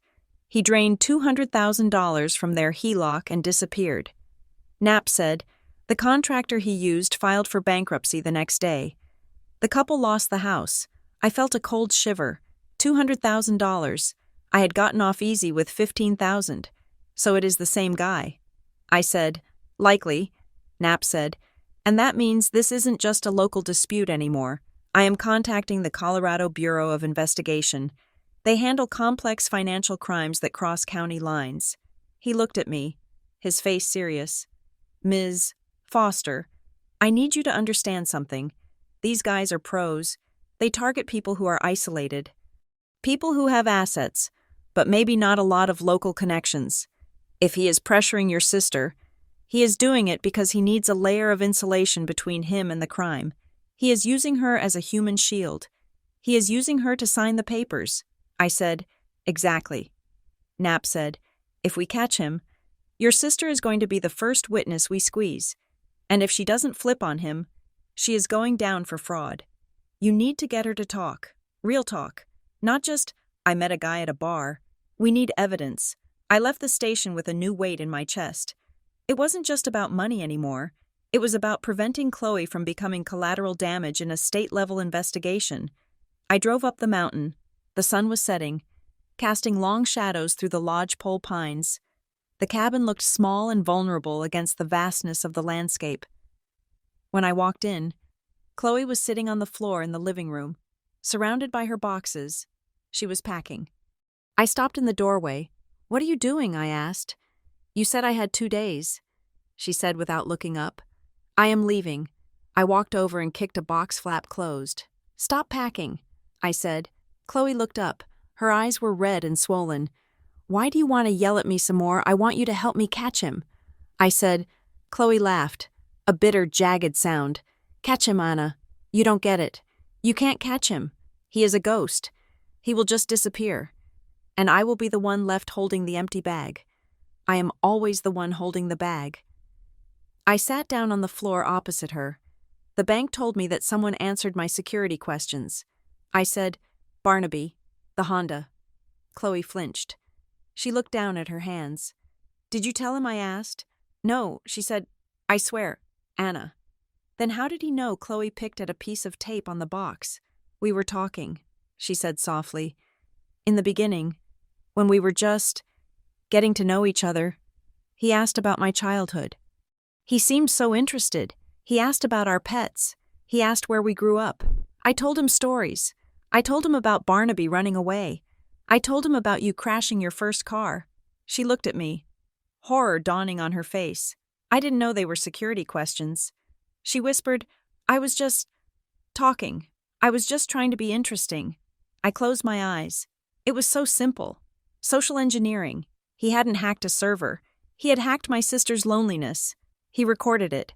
I said, he probably has a file on us. Chloe wiped her nose. He called me today. She said. I opened my eyes. While you were gone, she said. I didn't answer. He left a voicemail. Play it. I said. Chloe pulled her phone out of her pocket. Her screen was cracked. She tapped the screen and held it out between us. The voice that came out of the tiny speaker was smooth, calm, and terrifyingly reasonable. It sounded like a late-night radio DJ. Chloe, it is Evan. I see there has been a hiccup with the draw schedule. I am getting some pressure from my investors, and I need to resolve this. I know your sister is there. I know she is upset, but we need to manage the optics here. You don't want your secrets in the wrong hands. Chloe, we have an agreement. Don't make me release the collateral. Call me. The message ended. Secrets, I asked. What secrets? Chloe. Chloe hugged her knees to her chest. When I lost my job, she said, I didn't just lose it. I took some samples, Botox, fillers, expensive stuff. I sold them on the side to pay my rent. Jesus. Chloe, I said, that is larceny. I know, she cried. And Evan knows too. I told him. I thought I could trust him. He said he understood. He said everyone makes mistakes. But now he's blackmailing you. I said, if you don't help him steal from me, he will turn you in for stealing from your employer. Chloe nodded, tears streaming down her face. I am trapped. Anna. If I help him, I go to jail. If I don't help him, I go to jail. I looked at her. She was a mess. She was a criminal. She was my sister. You are not going to jail. I said, not if we fix this. I stood up and pulled her phone from her hand. Unlock it. I said, what are you going to do? We are going to set a meeting. I said, I called Jordan Wren. I put the phone on speaker. Jordan. We have a voicemail. I said, he's pressuring her. We are going to use it. What is the plan? Jordan asked. We are going to invite him to a closing. I said, I am going to text him from Chloe's phone. I will tell him that I have calmed down, that I realize the renovation adds value, and that I am ready to sign the draw request. But I want to meet him face to face to discuss the timeline. He won't come to the cabin. Jordan said, too risky. No. I said, we will meet him on his turf, the Juniper Hearth Lodge. Tomorrow night. 7 o'clock. It is dangerous, Jordan said. It is the only way to get him in a room with a witness. I said, you are coming with us, but you stay out of sight until I give the signal. We spent the next hour drafting the text. It had to sound like Chloe, desperate, apologetic, but promising results. Evan, I fixed it. Anna is listening. She sees the potential. She wants to sign the paperwork and get the project moving again. She wants to meet you. Juniper Hearth. Tomorrow at 7, please. I just want this done. We sent it. 5 minutes later, the phone buzzed. Lobby bar. Don't be late. The Juniper Hearth Lodge was a monument to rustic wealth. It was a sprawling timber structure with 30-foot ceilings, antler chandeliers, and a fireplace big enough to roast a steer. The air smelled of wood smoke and expensive perfume. I walked in wearing my best blazer, the one I wore when I had to fire people. Chloe walked beside me, looking like she was walking to the gallows. Jordan had entered 10 minutes earlier and was sitting in a high-backed armchair near the library, obscured by a potted fern. I scanned the room. There, Chloe whispered. He was sitting at a corner table near the window, nursing a tumbler of amber liquid. Harlan was right. He didn't look like a criminal. He looked like a consultant. He was wearing a cashmere sweater and dark denim. He was handsome in a generic, polished way, with hair that was perfectly styled. His eyes, when he looked up and saw us, were blue and completely empty. He stood up. He smiled. It was a dazzling, practiced smile. Chloe, he said. And this must be Anna. He extended a hand. His grip was dry and firm. I am Evan, he said. A pleasure to finally meet the vision behind the project. I didn't smile back. I sat down. Let's skip the charm. Evan, I said. My sister says you need a signature to release the funds. Evan sat down. Unruffled, he took a sip of his drink. I appreciate your directness. Anna, he said. I know the last few days have been confusing. Miscommunications happen in family projects. But yes, to keep the supply chain moving, we need to authorize the next draw. He reached into a leather satchel and pulled out a sleek tablet. He placed it on the table between us. It is all standard, he said. Just an acknowledgement of the foundation work and an authorization for the framing materials. I looked at the tablet. It was a DocuSign form. I noticed you don't use paper. I said, digital is cleaner, he said smoothly. Faster processing. I tapped the screen, scrolling through the legal jargon. It wasn't just a draw request. Buried in paragraph 4 was a clause granting Red Alder Lending a second position lien on the property. If I signed this, I wasn't just releasing money. I was giving him a claim on the deed. I see, I said, and this secures the loan against the equity. Exactly. Evan said, it is a bridge loan. Once the renovation is done, The value goes up. We refinance, and the loan disappears. You won't even know it was there. I looked at Chloe. She was staring at the table, her hands trembling.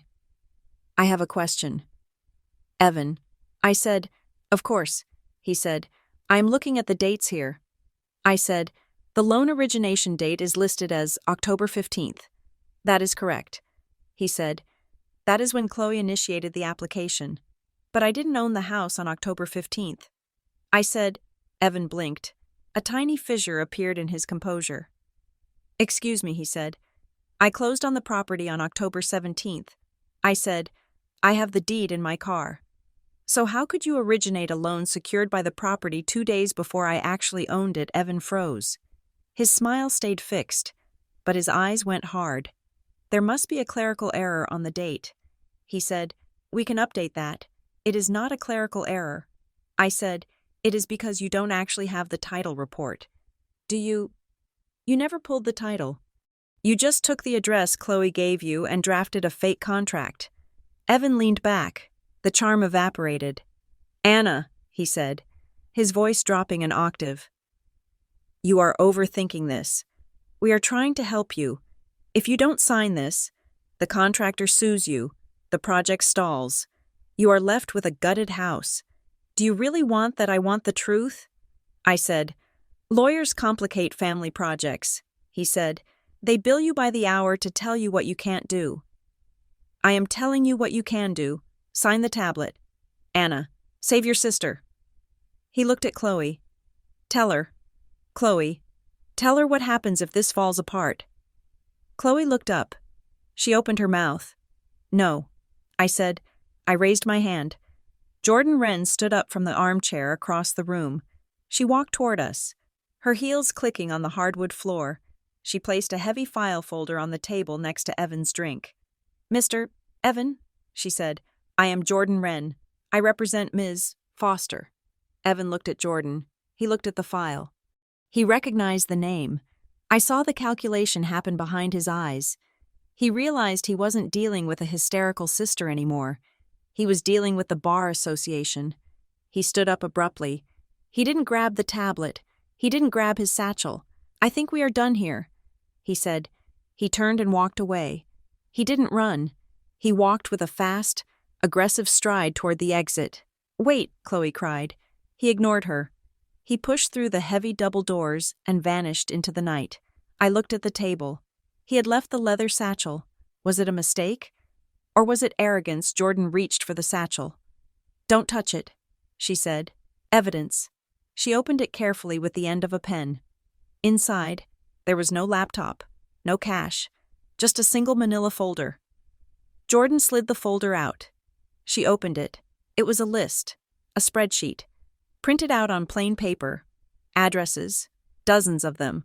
124 Pinecone Lane, Breckenridge, 880. River Run, Vale, 42 Ridgecrest Road, Pine Hollow. My address. Next to each address was a name, the client Chloe Foster. And next to that, a column labeled Referral Source. I scanned the list. I saw names I didn't know. Realtor A, Jones, Broker M, Smith. Then I looked at my entry. Address 42 Ridgecrest Road, client Chloe Foster, referral source Thomas Foster, commission $500. The world stopped.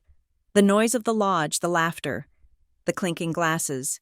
The crackling fire faded into a dull roar. Thomas Foster. My father. I stared at the name. It was printed in standard Arial font. Black ink on white paper. But it looked like it was written in blood. Thomas Foster. My father. Who lived in Ohio? My father. Who barely knew where Pine Hollow was? My father. Who had been asking me about the cabin price during our last call? Referral source. He hadn't just known. He had sent her. I felt a wave of nausea so strong I had to grip the edge of the table. Anna, Chloe asked. She leaned over to look. She saw the name. She gasped. Daddy, she whispered. I looked at her. Did you know? I asked. My voice was a ghost. No, she said. Her face was white. No, Anna, I swear. Evan just said he got the lead from a network partner. I looked back at the paper. $500. My father had sold me out for $500. Or maybe he had sold Chloe out. Or maybe he had sold us both out. My hands started to shake. The anger I had felt toward Chloe, toward Harlan, toward Evan, it all shifted. It coalesced into a dense, burning singularity centered on a man living in a suburb of Cleveland. He knew. He knew Chloe was desperate. He knew I was buying the house, and he had fed us into the machine. Or had he? I stared at the line. Was it real? Or was this another game? Was Evan planting this to destroy the only support system I had left? It didn't matter. The seed was planted. The doubt was a poison, and it was already in my veins. Jordan closed the folder. "We need to go," she said. Now, I stood up. My legs felt like wood. I walked out of the lodge, into the cold mountain night.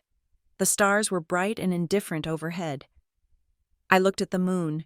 I looked at my sister, who was sobbing quietly in the passenger seat of my car. I wasn't a project manager anymore. I wasn't a homeowner. I was a daughter who had just found out that her father might be the enemy, and I knew what I had to do. I had to go home, not to the cabin, to Ohio. I had to look him in the eye. I sat in the driver's seat of my Volvo, parked on the shoulder of a dark highway just outside Pine Hollow. The engine was off. The only light came from the glow of my phone screen. I had the number for Thomas Foster pulled up. My thumb hovered over the call button. I had spent my entire life translating my father. When he was angry, I translated it as stress. When he was absent, I translated it as work. When he was critical, I translated it as love. I was the family diplomat, the one who smoothed the rough edges of his ego so the rest of us didn't get cut. But looking at that spreadsheet line, referral source Thomas Foster, commission $500. I knew I had run out of translations. I pressed the button. He answered on the first ring. "What is going on?" "Anna," he barked. He didn't say hello. He didn't ask how I was. He launched straight into the offense, his voice tight with an aggression that masked panic. "Dad," I said, "I just got a call." He interrupted. "Some guy saying you are harassing a local lender, saying you are threatening lawsuits. Why are you stirring up drama out there?" "Anna, you have been in that town for 3 days and you are already making enemies." I felt a cold clarity wash over me. "Who called you?" I asked. "It doesn't matter who called me," he said. "What matters is that you are embarrassing the family. You go out there to relax, and suddenly I am hearing about police reports and fraud allegations. Can't you just handle things quietly for once? Handle things quietly." The Foster family motto. "Did you know Chloe was here?" I asked. He paused. The silence was thick and heavy. "I knew she needed a place," he said, his voice dropping a decibel. "She was in a bind." "Anna, she is your sister. Did you give her the key?" I asked. I had given my parents a spare key to the cabin for emergencies, specifically for emergencies like a fire or a broken pipe. "She asked for it," Thomas said, defensive again. "She said she wanted to go up early and get the place ready for you. Surprise you. I thought it was a nice gesture. I gave it to her just in case. I didn't think you would call the cops on her. You gave her the key," I repeated. "And did you also give her name to a man named Evan?" The line went dead silent. I could hear him breathing. I could hear the faint hum of the television in the background in Ohio. "I don't know any Evan," he said. "Don't lie to me." "Dad," I said, "I saw the list. I saw your name next to the referral fee. $500. Is that what I'm worth?" $500, Anna. You don't understand." He started. I hung up. I didn't want to hear the spin. I didn't want to hear the justification over the phone. I needed to see his face. I looked at the clock. It was 10 at night. If I drove straight through, I could be in Maple Glen by tomorrow afternoon. I started the car. I arrived in Maple Glen, Ohio, at 3 o'clock the next day. The suburb looked exactly as it always did: manicured lawns, beige siding, and the oppressive silence of middle-class respectability. I pulled into the driveway of the house I grew up in. My father's truck was there, the bed filled with old ladders and a tangled hose, The logo on the door, Foster Homecraft, was peeling. I walked up the front path. I didn't knock. I used my key. I walked into the kitchen. My mother, Elaine, was standing at the sink, washing dishes. She froze when she saw me. She looked at my wrinkled clothes, my unwashed hair, the dark circles under my eyes. "Anna," she whispered. "Where is he?" I asked. "He is in the den." She said, "Anna, please." I walked past her. The den was a small room off the garage that smelled of sawdust and old paper. My father was sitting at his desk, surrounded by stacks of invoices. He looked older than I remembered. His shoulders were slumped, and his hair was thinning. He wasn't the terrifying giant of my childhood. He was just a tired man in a flannel shirt. He looked up. He didn't look angry anymore. He looked scared. "You drove all night," he said. "Tell me about the referral fee," I said. Thomas took off his glasses. He rubbed his eyes. "It wasn't supposed to be you," he said. "What does that mean?" I asked. He sighed. He opened a drawer and pulled out a letter. He pushed it across the desk toward me. It was a marketing flyer. "Earn cash for referrals. Connect homeowners with equity financing." A guy contacted me 6 months ago. Thomas said he was a broker for a private lending group. Said if I knew anyone who needed renovation financing clients, neighbors, anyone I could pass on their info, if they closed a loan, I would get a bird dog fee. I looked at the flyer. It was generic, predatory. "Business has been bad. Anna," he said quietly, "the big companies are killing me. I haven't landed a decent remodel in 4 months. I am behind on the mortgage. I am behind on taxes. So you sold your daughters?" I asked. "No." He slammed his hand on the desk. "I didn't sell you. I gave him a list of past clients. Just names and addresses. I didn't know he was a crook. I thought he was a legit lender." "And Chloe?" I asked. "Chloe told me she was in trouble." He said, "She told me she needed money. I told her about this guy. I said maybe he could help her get a loan if she had some collateral. I didn't think she would use your house. I don't know what I thought. I just wanted to help her. And the $500 I asked," he looked down. "I got a check in the mail last week," he said. "It said, Referral Ridgecrest Road." I cashed it. I needed to pay the electric bill. "Anna," I stared at him. He had cashed the check. He knew the address was mine. He knew the referral was Chloe. And he had taken the money. He had traded my security for the electric bill. "And when did you know it was a scam?" I asked. "When that guy called me last night." Thomas said, "He threatened me." "Anna." "He said if you didn't back off, he would report me for brokering unlicensed loans. He said I would lose my contractor license." He looked at me, his eyes pleading. "You have to drop it. Anna, if they investigate him, they will investigate me. I could lose everything." I looked at this man. I looked at the fear in his eyes. And for the first time in my life, I didn't feel the urge to fix it. I didn't feel the urge to write a check or make a call or smooth it over. I felt a cold, hard distance. "You played with fire." "Dad," I said, "you gave a predator the keys to our lives because you were too proud to admit you were failing." I turned to leave. "Anna," he called after me, "you can't let them ruin me." I didn't answer. In the kitchen, my mother was waiting. She was wringing her hands in a dish towel. "I knew she was staying there," Elaine said softly. I stopped. "I knew Chloe was at the cabin," she said. "She called me the first night. She said it was so peaceful. She said she finally felt safe. I begged her not to tell you yet. I told her, 'Just give it a week. Let her cool off from work. Then we will tell her.'" "Why?" I asked. "Because I wanted peace," Elaine said. "I just wanted everyone to be okay. I thought if she fixed up the kitchen, you would be happy. I thought it would be a nice surprise." "A nice surprise," I repeated. "A gutted house, a stolen identity, a fraud investigation. I didn't know about the money." "Anna," Elaine said, tears spilling over. "I didn't know she stole from you. I just wanted my girls to be close. We are not close." "Mom," I said, "we are victims of the same people. You and Dad." I walked out the front door. I got in my car. I drove away from the house I grew up in. And I knew I wasn't coming back for a long time. I drove back to Colorado. The anger kept me awake. When I arrived in Pine Hollow 2 days later, the situation had deteriorated. I went straight to Jordan Wren's office. She looked grim. Harlan Pike filed the preliminary lien notice this morning. She said, I sat down heavily. He what I asked. He had to. Jordan said, his supplier, Granite Peak, sent him a demand letter if he doesn't secure the debt. They are going to sue him personally. He is scared. Anna, I felt a flash of empathy. Harlan was a pawn. Just like my father, he was a guy trying to run a business who got caught in a grinder. But then I thought about the lien. A lien meant a cloud on the title. It meant I couldn't refinance. It meant my credit would take a hit.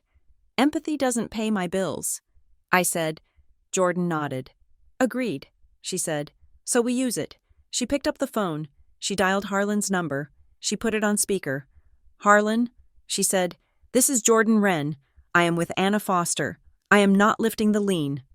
Harlan said immediately, not until I get paid. We are not asking you to lift it today, Jordan said. We are offering you a deal. Anna will agree not to contest the lien validity for 30 days. In exchange, you give us everything you have on Evan, every email, every text, every instruction. There was a silence on the line. Why, Harlan asked. Because if we can prove the invoices were fraudulent at the source, Jordan said, we can go after Red Alder's bond, and if we get the bond money, you get paid first. Harlan hesitated. He sent me emails. Harlan said, from a secure server, telling me how to route the refunds. Refunds, I asked? Yeah, Harlan said. He would have me overbill for materials, pay Granite Peak, and then Granite Peak would issue a refund for the excess to a third-party processor. He called it equity extraction. That is money laundering. Jordan said, send us the emails. Harlan, now. 10 minutes later, the emails arrived. They were damning. Detailed instructions on how to inflate line items, wiring instructions for a shell company called Blue Spruce Holdings, and consistent pressure to keep the owner out of the loop. We took the emails to Deputy Knapp. This time, he didn't look tired. He looked energized.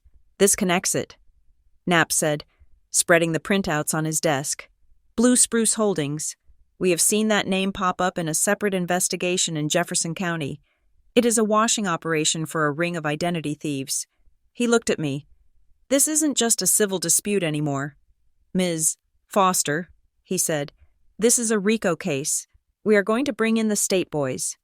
How long, I asked. Months. Knapp said, maybe a year. These things are complex.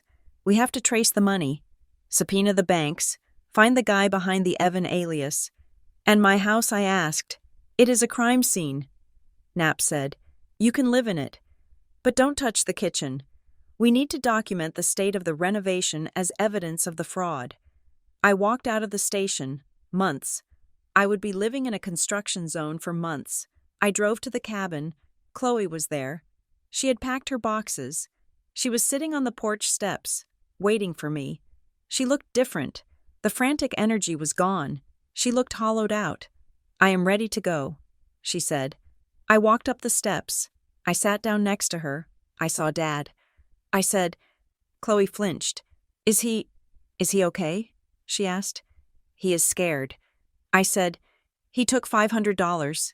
Chloe, he sold us out for an electric bill. Chloe put her head in her hands. I am so sorry. Anna, she sobbed. I am so sorry. I didn't hug her. I didn't comfort her. I just watched the wind move through the trees. I have a condition, I said. Chloe looked up. Anything. You are going to Jordan Wren's office tomorrow. I said, you are going to sign a sworn affidavit detailing everything, every lie, every document you signed, every time you impersonated me. You are going to confess to the credit card fraud you committed years ago. Chloe froze. You know about that, she whispered. You opened a card in my name when I was 25. I said, I saw the inquiry on my report back then. I called the bank, and they said it was paid off. I let it go because I didn't want to believe it was you. But it was, wasn't it? Chloe nodded. I paid it off, she said. I told myself it didn't count because you didn't lose any money. It counted. I said. It was the start. It was the practice run. I looked her in the eye. You are going to confess to all of it. To the police. And then you are going to vacate this cabin. You are going to find a job. Any job. And you are going to sign a repayment agreement with Jordan. Every month. A percentage of your paycheck comes to me until that $15,000 is paid back. Plus interest. Chloe stared at me. She looked terrified.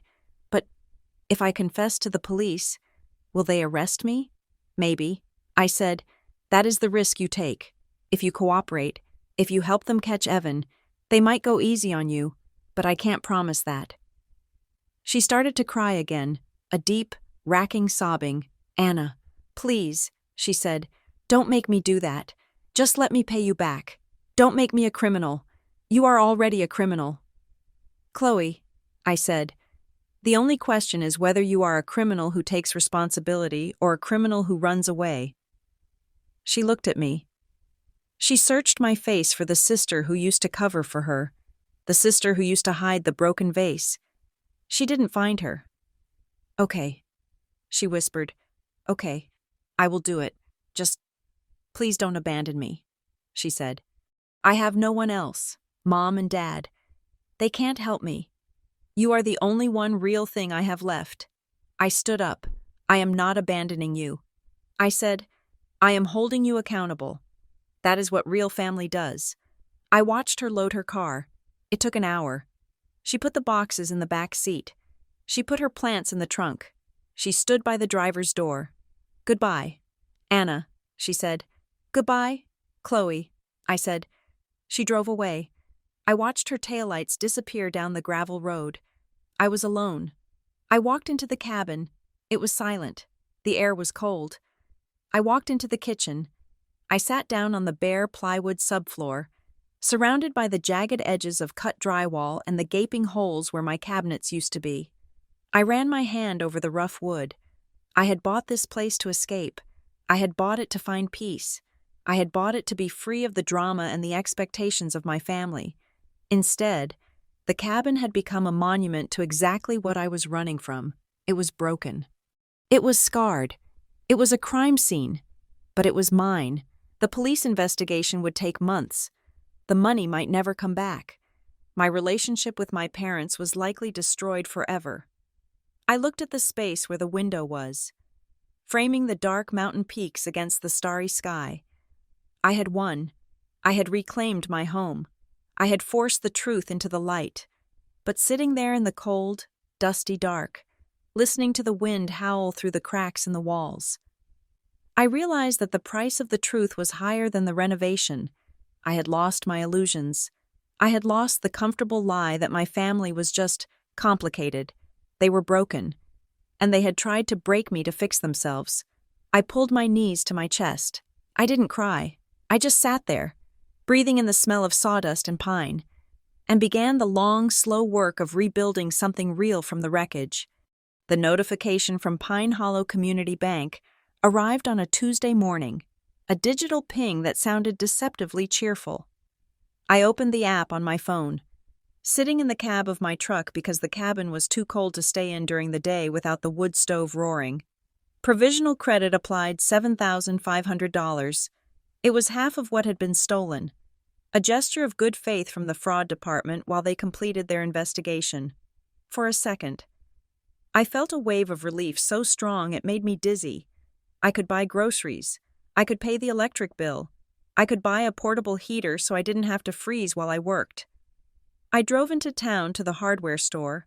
I piled a heater, 3 extension cords, and a box of heavy-duty trash bags into my cart. I walked to the register, pulled out my debit card, and swiped it. Declined. I looked at the cashier, a teenager with purple hair who was popping gum. Try it again, I said. I just got a deposit. She swiped it again. Declined. Contact issuer. I pulled up the app. The balance was there. $7,500. But right next to it, in small red letters, was a tag I hadn't noticed before. Status frozen / under review. I called the bank right there in the checkout line. People shuffling impatiently behind me. Ms. Foster, the representative said, her voice tinny and distant. Yes, The funds have been credited. But because the fraud originated from a compromise of your security credentials, the entire account is locked for a comprehensive security audit. You cannot access the funds until the audit is complete. How long will that take? I asked. 7 to 10 business days, she said. Maybe longer. I hung up. I looked at the teenager. I looked at the line of people behind me. I didn't have cash. I didn't have a credit card because I had left my wallet in the glove box of my other car in the city, and my Apple Pay was linked to the frozen account. I am sorry, I whispered. I walked out of the store without the heater. I sat in my car and gripped the steering wheel until my hands hurt. This was the price of progress. The system was trying to help me, but in doing so, it had paralyzed me. I had money I couldn't touch, and a house I couldn't fix. I checked the center console and found a crumpled $20 bill and a handful of quarters. That was my budget, $22.50. I drove to the gas station and bought a loaf of bread, a jar of peanut butter, and 2 gallons of water. I felt a familiar, creeping shame. It wasn't the poverty that stung. It was the helplessness. It was the feeling that no matter how right I was, the world was punishing me for being the victim. Later that afternoon, Deputy Knapp called. I need you to come down to the station, he said. We found something. I drove to the station, eating a slice of dry bread. Knapp met me at the front desk. He didn't take me to his office. He led me out the back door to his cruiser. Get in, he said. We drove to the edge of town, to a self-storage facility surrounded by a chain-link fence topped with razor wire. A sheriff's deputy was standing guard by Unit 42. The door was rolled up. We executed a search warrant this morning. Knapp said as we walked toward the unit. It is rented under the name Evan Miller. Obviously a fake, but the payment info led us to a shell company in Delaware called Blue Spruce Holdings. We stopped at the threshold of the unit. Inside, it looked like a Home Depot had exploded. Stacks of lumber reached the ceiling, pallets of high-end tile, boxes of copper piping, and in the corner, a stack of filing cabinets. This is where the materials went, Knapp said. Harlan Pike ordered them. Granite Peak delivered them here, not to the job sites. Then Evan, or whatever his name is, would resell them online or ship them out of state. He was billing you for the materials, collecting the loan money, and then stealing the actual physical goods to sell twice. It was efficient. It was industrial. Knapp walked over to a card table set up in the center of the unit. There were plastic evidence bags laid out. We found these in the filing cabinet, he said. He pointed to a stack of manila folders. I walked over. I saw the labels. Unit 42 Ridgecrest, Unit 108 Aspen, Unit 880 Vale. I opened the folder labeled Ridgecrest. Inside was a copy of my driver's license, a printout of my credit report, a copy of my deed, and a sheet of paper with handwritten notes. Subject Anna Foster. Profile single.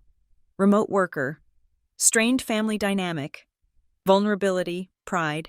Leverage, sister. I stared at the words. Vulnerability, pride. He had analyzed me.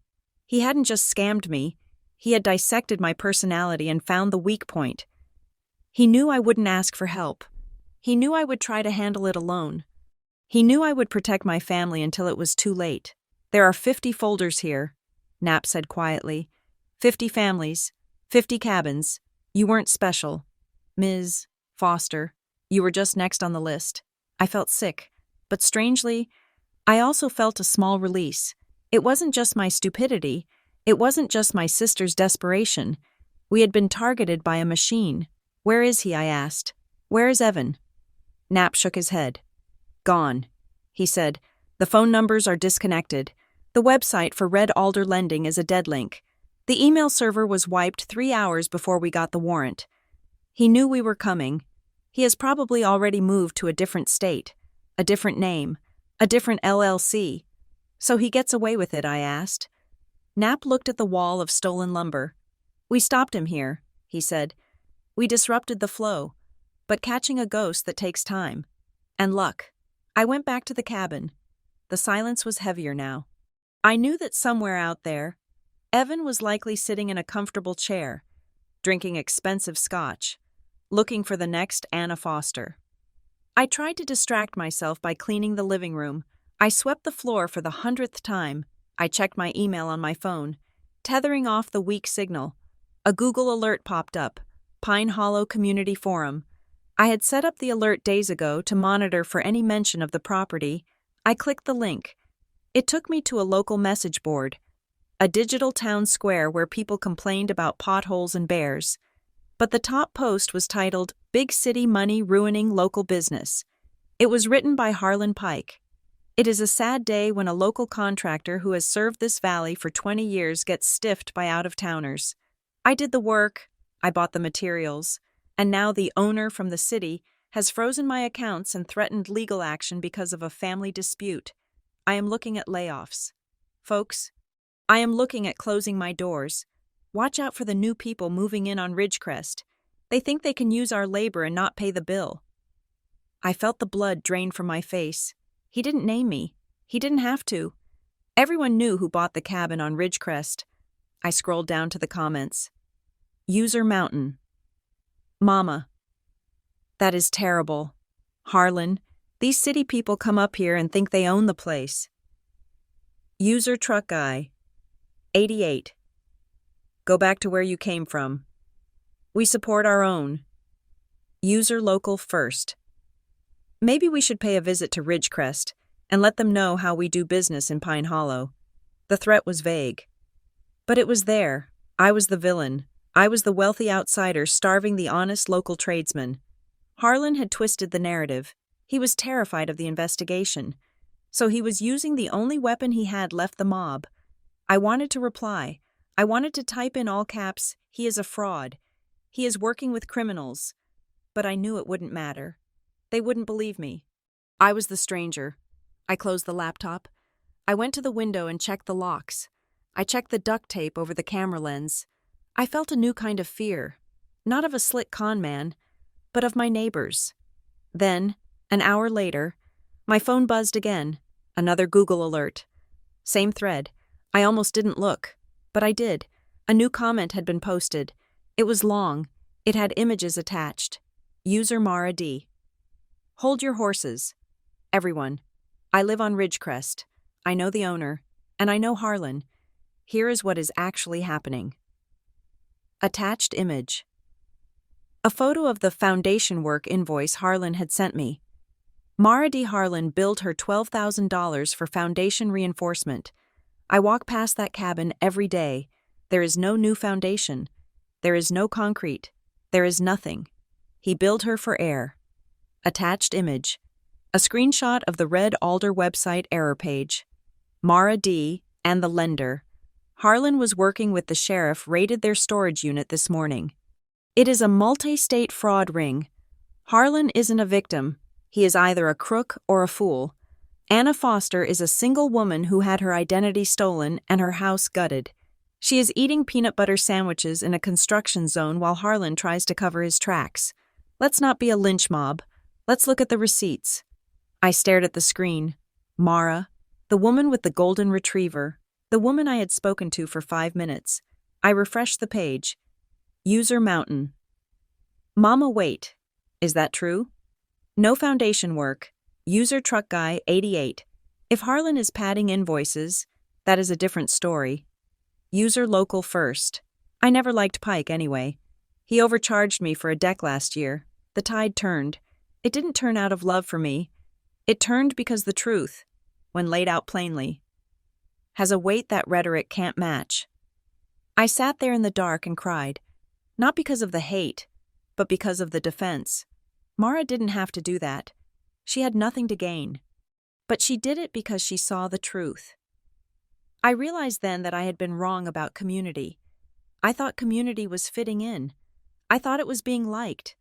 But community wasn't about being popular. It was about being seen. And you earn that by standing your ground, not by people-pleasing. The next morning, Chloe left. It was a gray, overcast day.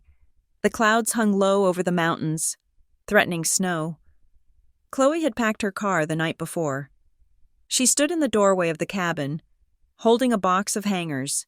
She looked 10 years older than she had a week ago. Her makeup was gone. Her hair was pulled back in a severe ponytail. "I found a room," she said. "Aspen Ridge Rooms. It is that motel behind the gas station on the highway. They do weekly rates." I nodded. I knew the place. It was grim. It was where people went when they had run out of options. And I got a job. She said, "The diner needs a dishwasher for the morning shift. It is minimum wage, but the tips are okay if you bus tables too. It is a start." I said. She hesitated. She looked around the cabin, at the mess she had made, at the destruction she had authorized. I signed the affidavit. She said, "Jordan has it. I told them everything. About Evan, about the bank, about the credit card." "Good," I said. She shifted her weight. "Am I going to jail?" "Anna, I don't know." I said, "Jordan says your cooperation helps, but the fraud amount is high. You might get probation. You might get community service. Or, if they want to make an example of you, you might do time." She swallowed hard. She looked terrifyingly fragile. "I am scared," she whispered. "I know." I said. She waited. She was waiting for me to say, "I will fix it." She was waiting for me to say, "Don't worry. I will hire the best lawyer. I will pay the fines." But I stayed silent. I stood with my arms crossed, anchoring myself in the hard reality of the moment. If I saved her now, I would lose her forever. I would lose her to the cycle of dependence that had brought us here. "Okay," she said softly. She walked to her car. She didn't try to hug me. She got in, started the engine, and drove away. I watched her go. It broke my heart. It felt like amputation. But as her car disappeared around the bend, I felt the air in the cabin shift. The chaos was gone. The anxiety of her presence was gone. All that was left was the mess, and the silence, and me. I could work with that. 2 days later, Jordan Wren called me to her office. She had a new file on her desk. It was thick. "We need to talk about your father," she said. I sat down. I had been dreading this. "The state investigators have the list," Jordan said. "The one from the storage unit. Thomas Foster is listed as a referral source on 3 separate properties in Ohio. In addition to yours." "3?" I asked. "Yes," Jordan said. "It appears he has been feeding leads to Evan's operation for 6 months. He received payments totaling $2,000. $2,000. The price of his integrity." "What does this mean legally?" I asked. "It means he is potentially an accessory to wire fraud," Jordan said. "Or at least guilty of brokering unlicensed loans. The prosecutor is asking questions. Anna, they want to know how much he knew. They want to know if he was a knowing participant or just a dupe." She looked at me over her glasses. "They're going to ask you about your conversation with him," she said. "The one you had in Ohio. They are going to subpoena you." I felt a cold stone settle in my stomach. "If I tell them he admitted to receiving the checks," I said. "He is done." "Yes," Jordan said. "He loses his contractor license. He likely faces fines he can't pay. Maybe jail time, depending on the judge. And if I say I don't remember I asked, if I say he denied it, then you are perjuring yourself," Jordan said. "And you are obstructing an investigation, and you risk your own credibility in the case against Evan. You risk the bank reimbursement. You risk everything." I drove back to the cabin. The choice was a physical weight on my chest. Protect my father, or protect myself. Protect the man who taught me to ride a bike. Or protect the woman I had fought so hard to become. My phone rang. It was Thomas. He knew. He must have gotten a call from a lawyer. Or maybe the police had already knocked on his door. "Anna," he said. His voice was shaking. "Hello? Dad? They called me?" He said, "The FBI. Anna, they called me. They asked about the referral checks. I didn't say anything. Anna, you have to help me," he said. He was crying now. The bluster was gone. He was just a terrified old man. "You have to tell them I didn't know. You have to tell them I was just trying to help the business. If I lose my license, your mother, we will lose the house. We will have nothing." He wasn't asking for forgiveness. He was asking for an alibi. "You have to handle this. Anna," he pleaded. Just tell them we never talked about the checks. Tell them I thought it was a legitimate marketing program. Just handle it like family. I closed my eyes. Handle it like family. The phrase echoed in my head. It summoned memories of hushed arguments in the kitchen, of debts paid secretly, of lies told to neighbors. Handle it like family meant lie for me. It meant suffer for me. I looked at the gutted kitchen. I looked at the hole in the wall where the pipe used to be. Dad, I said, please. Anna. He sobbed. I am not going to lie for you. I said. What he whispered. I am going to tell the truth. I said, I am going to tell them you admitted to taking the money. I am going to tell them you knew. Anna, no. He said, you can't. I am your father. And I am your daughter. I said, and you sold me for $500. That was a mistake, he screamed. It was a choice. I said, and now you have to live with it. Anna, don't do this, he begged. Family sticks together. Family handles things. Family is why I am done handling it. I said. I hung up. I blocked his number. I sat on the floor and shook. It felt like I had just killed him, but as the shaking subsided, I realized I hadn't killed him. I had just stopped carrying him. The final blow came that night. It was 11 o'clock. I was sitting at the card table I had set up in the living room, working on a project plan for Northbridge on my laptop, trying to pretend that my normal life still existed. An email landed in my inbox. Sender admin _secure 101, subject settlement offer. Confidential. I opened it. The text was brief. Ms. Foster, on behalf of our client, we are authorized to offer you a one-time cash settlement of $75,000 to resolve all disputes regarding the Ridgecrest property. This payment is contingent upon your signature on the attached non-disclosure agreement and release of claims. You will agree to cease all cooperation with law enforcement and withdraw your fraud report. This offer expires in 24 hours. $75,000. It was enough to fix the kitchen. It was enough to pay off the lien.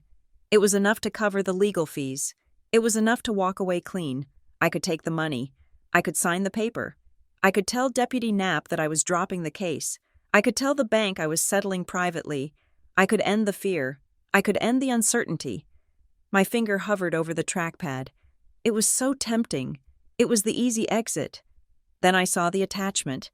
Image _001.jpg. I clicked it. The photo opened on my screen. It was a photo of me. It was taken from outside the cabin, from the tree line. It showed me sitting at this very table. 2 nights ago, I was wearing my gray hoodie. I was holding a mug of tea. The angle was slightly from below, looking up through the living room window. It was zoomed in. The quality was grainy, but the subject was unmistakable. I felt a scream trapped in my throat. They were here, or they had been here. Evan, or one of his people. They had stood in the snow, in the dark, and watched me. The message was clear. We can see you. We can reach you. Take the money, or next time it won't be a photo. I looked around the room. The shadows in the corners seemed to deepen. The wind against the glass sounded like footsteps. I was alone on a mountain with a predator who knew my face, my schedule, and my weakness. I looked at the $75,000. It was blood money. It was silence money. If I took it, I was safe. But if I took it, Evan won. He would go on to the next cabin, the next sister, the next family. He would keep destroying people because people like me took the deal. I looked at the phone on the table.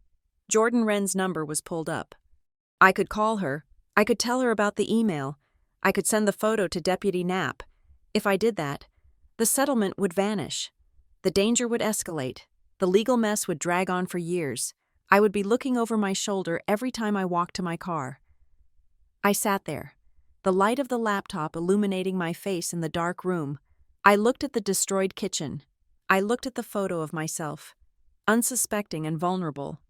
I thought about Chloe washing dishes at the diner. I thought about my father waiting for the FBI. I thought about Mara posting the truth on the message board. I took a breath. It rattled in my chest. I moved the cursor to the reply button. I didn't click it. Instead, I picked up the phone. I dialed Jordan. She answered on the second ring, her voice groggy with sleep. Anna, is everything okay? No, I said. I just got a settlement offer. And a threat. Do not delete it, Jordan said, instantly awake. Send it to me. We are adding it to the file. I know. I said, Anna, Jordan said, her voice softening. You know what this means. If we use this, we are poking the bear. It gets dangerous now. Real dangerous. You can take the money. No one would blame you. I looked at the photo one last time. I looked at the woman in the gray hoodie. She looked scared, but I wasn't that woman anymore. I am not taking the money. Jordan, I said. Are you sure? She asked. I am sure. I said. I hit send on the email to Jordan. I closed the laptop. I sat in the dark, listening to the wind, my heart hammering a rhythm of terror and absolute, unshakable resolve. The kitchen was still destroyed. My bank account was still frozen. My family was gone. But for the first time in my life, the foundation was solid. Closing message. Thank you for listening to Anna's story. It is a story about the complicated, messy reality of family and the hard price of standing up for yourself when everyone expects you to stay silent. I would love to know where you are listening from today. Have you ever had to draw a hard line with a family member? How did you handle it? Please share your thoughts in the comments below. And if you want to hear more stories about justice, betrayal, and the grit it takes to fight back, please subscribe to Revenge Stories. There are many more truths waiting to be told.